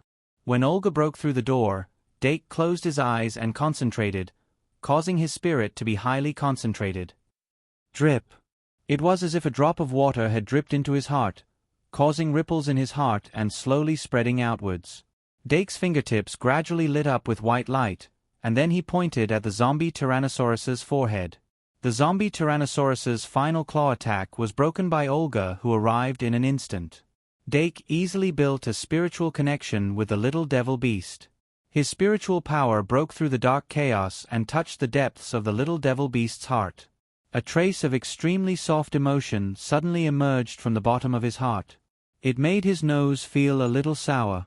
He took a breath and stabilized the fluctuations of his spiritual power. He whispered, "Little devil beast, don't tell me you want me to wake you up?" There was almost no hesitation at all. The little devil beast suddenly opened its eyes. The ferociousness in the zombie Tyrannosaurus's eyes quickly calmed down. Although it was still struggling, the depths of its eyes had recovered its clarity. The so-called fetters. It was just so. 2-in-1 4200 plus.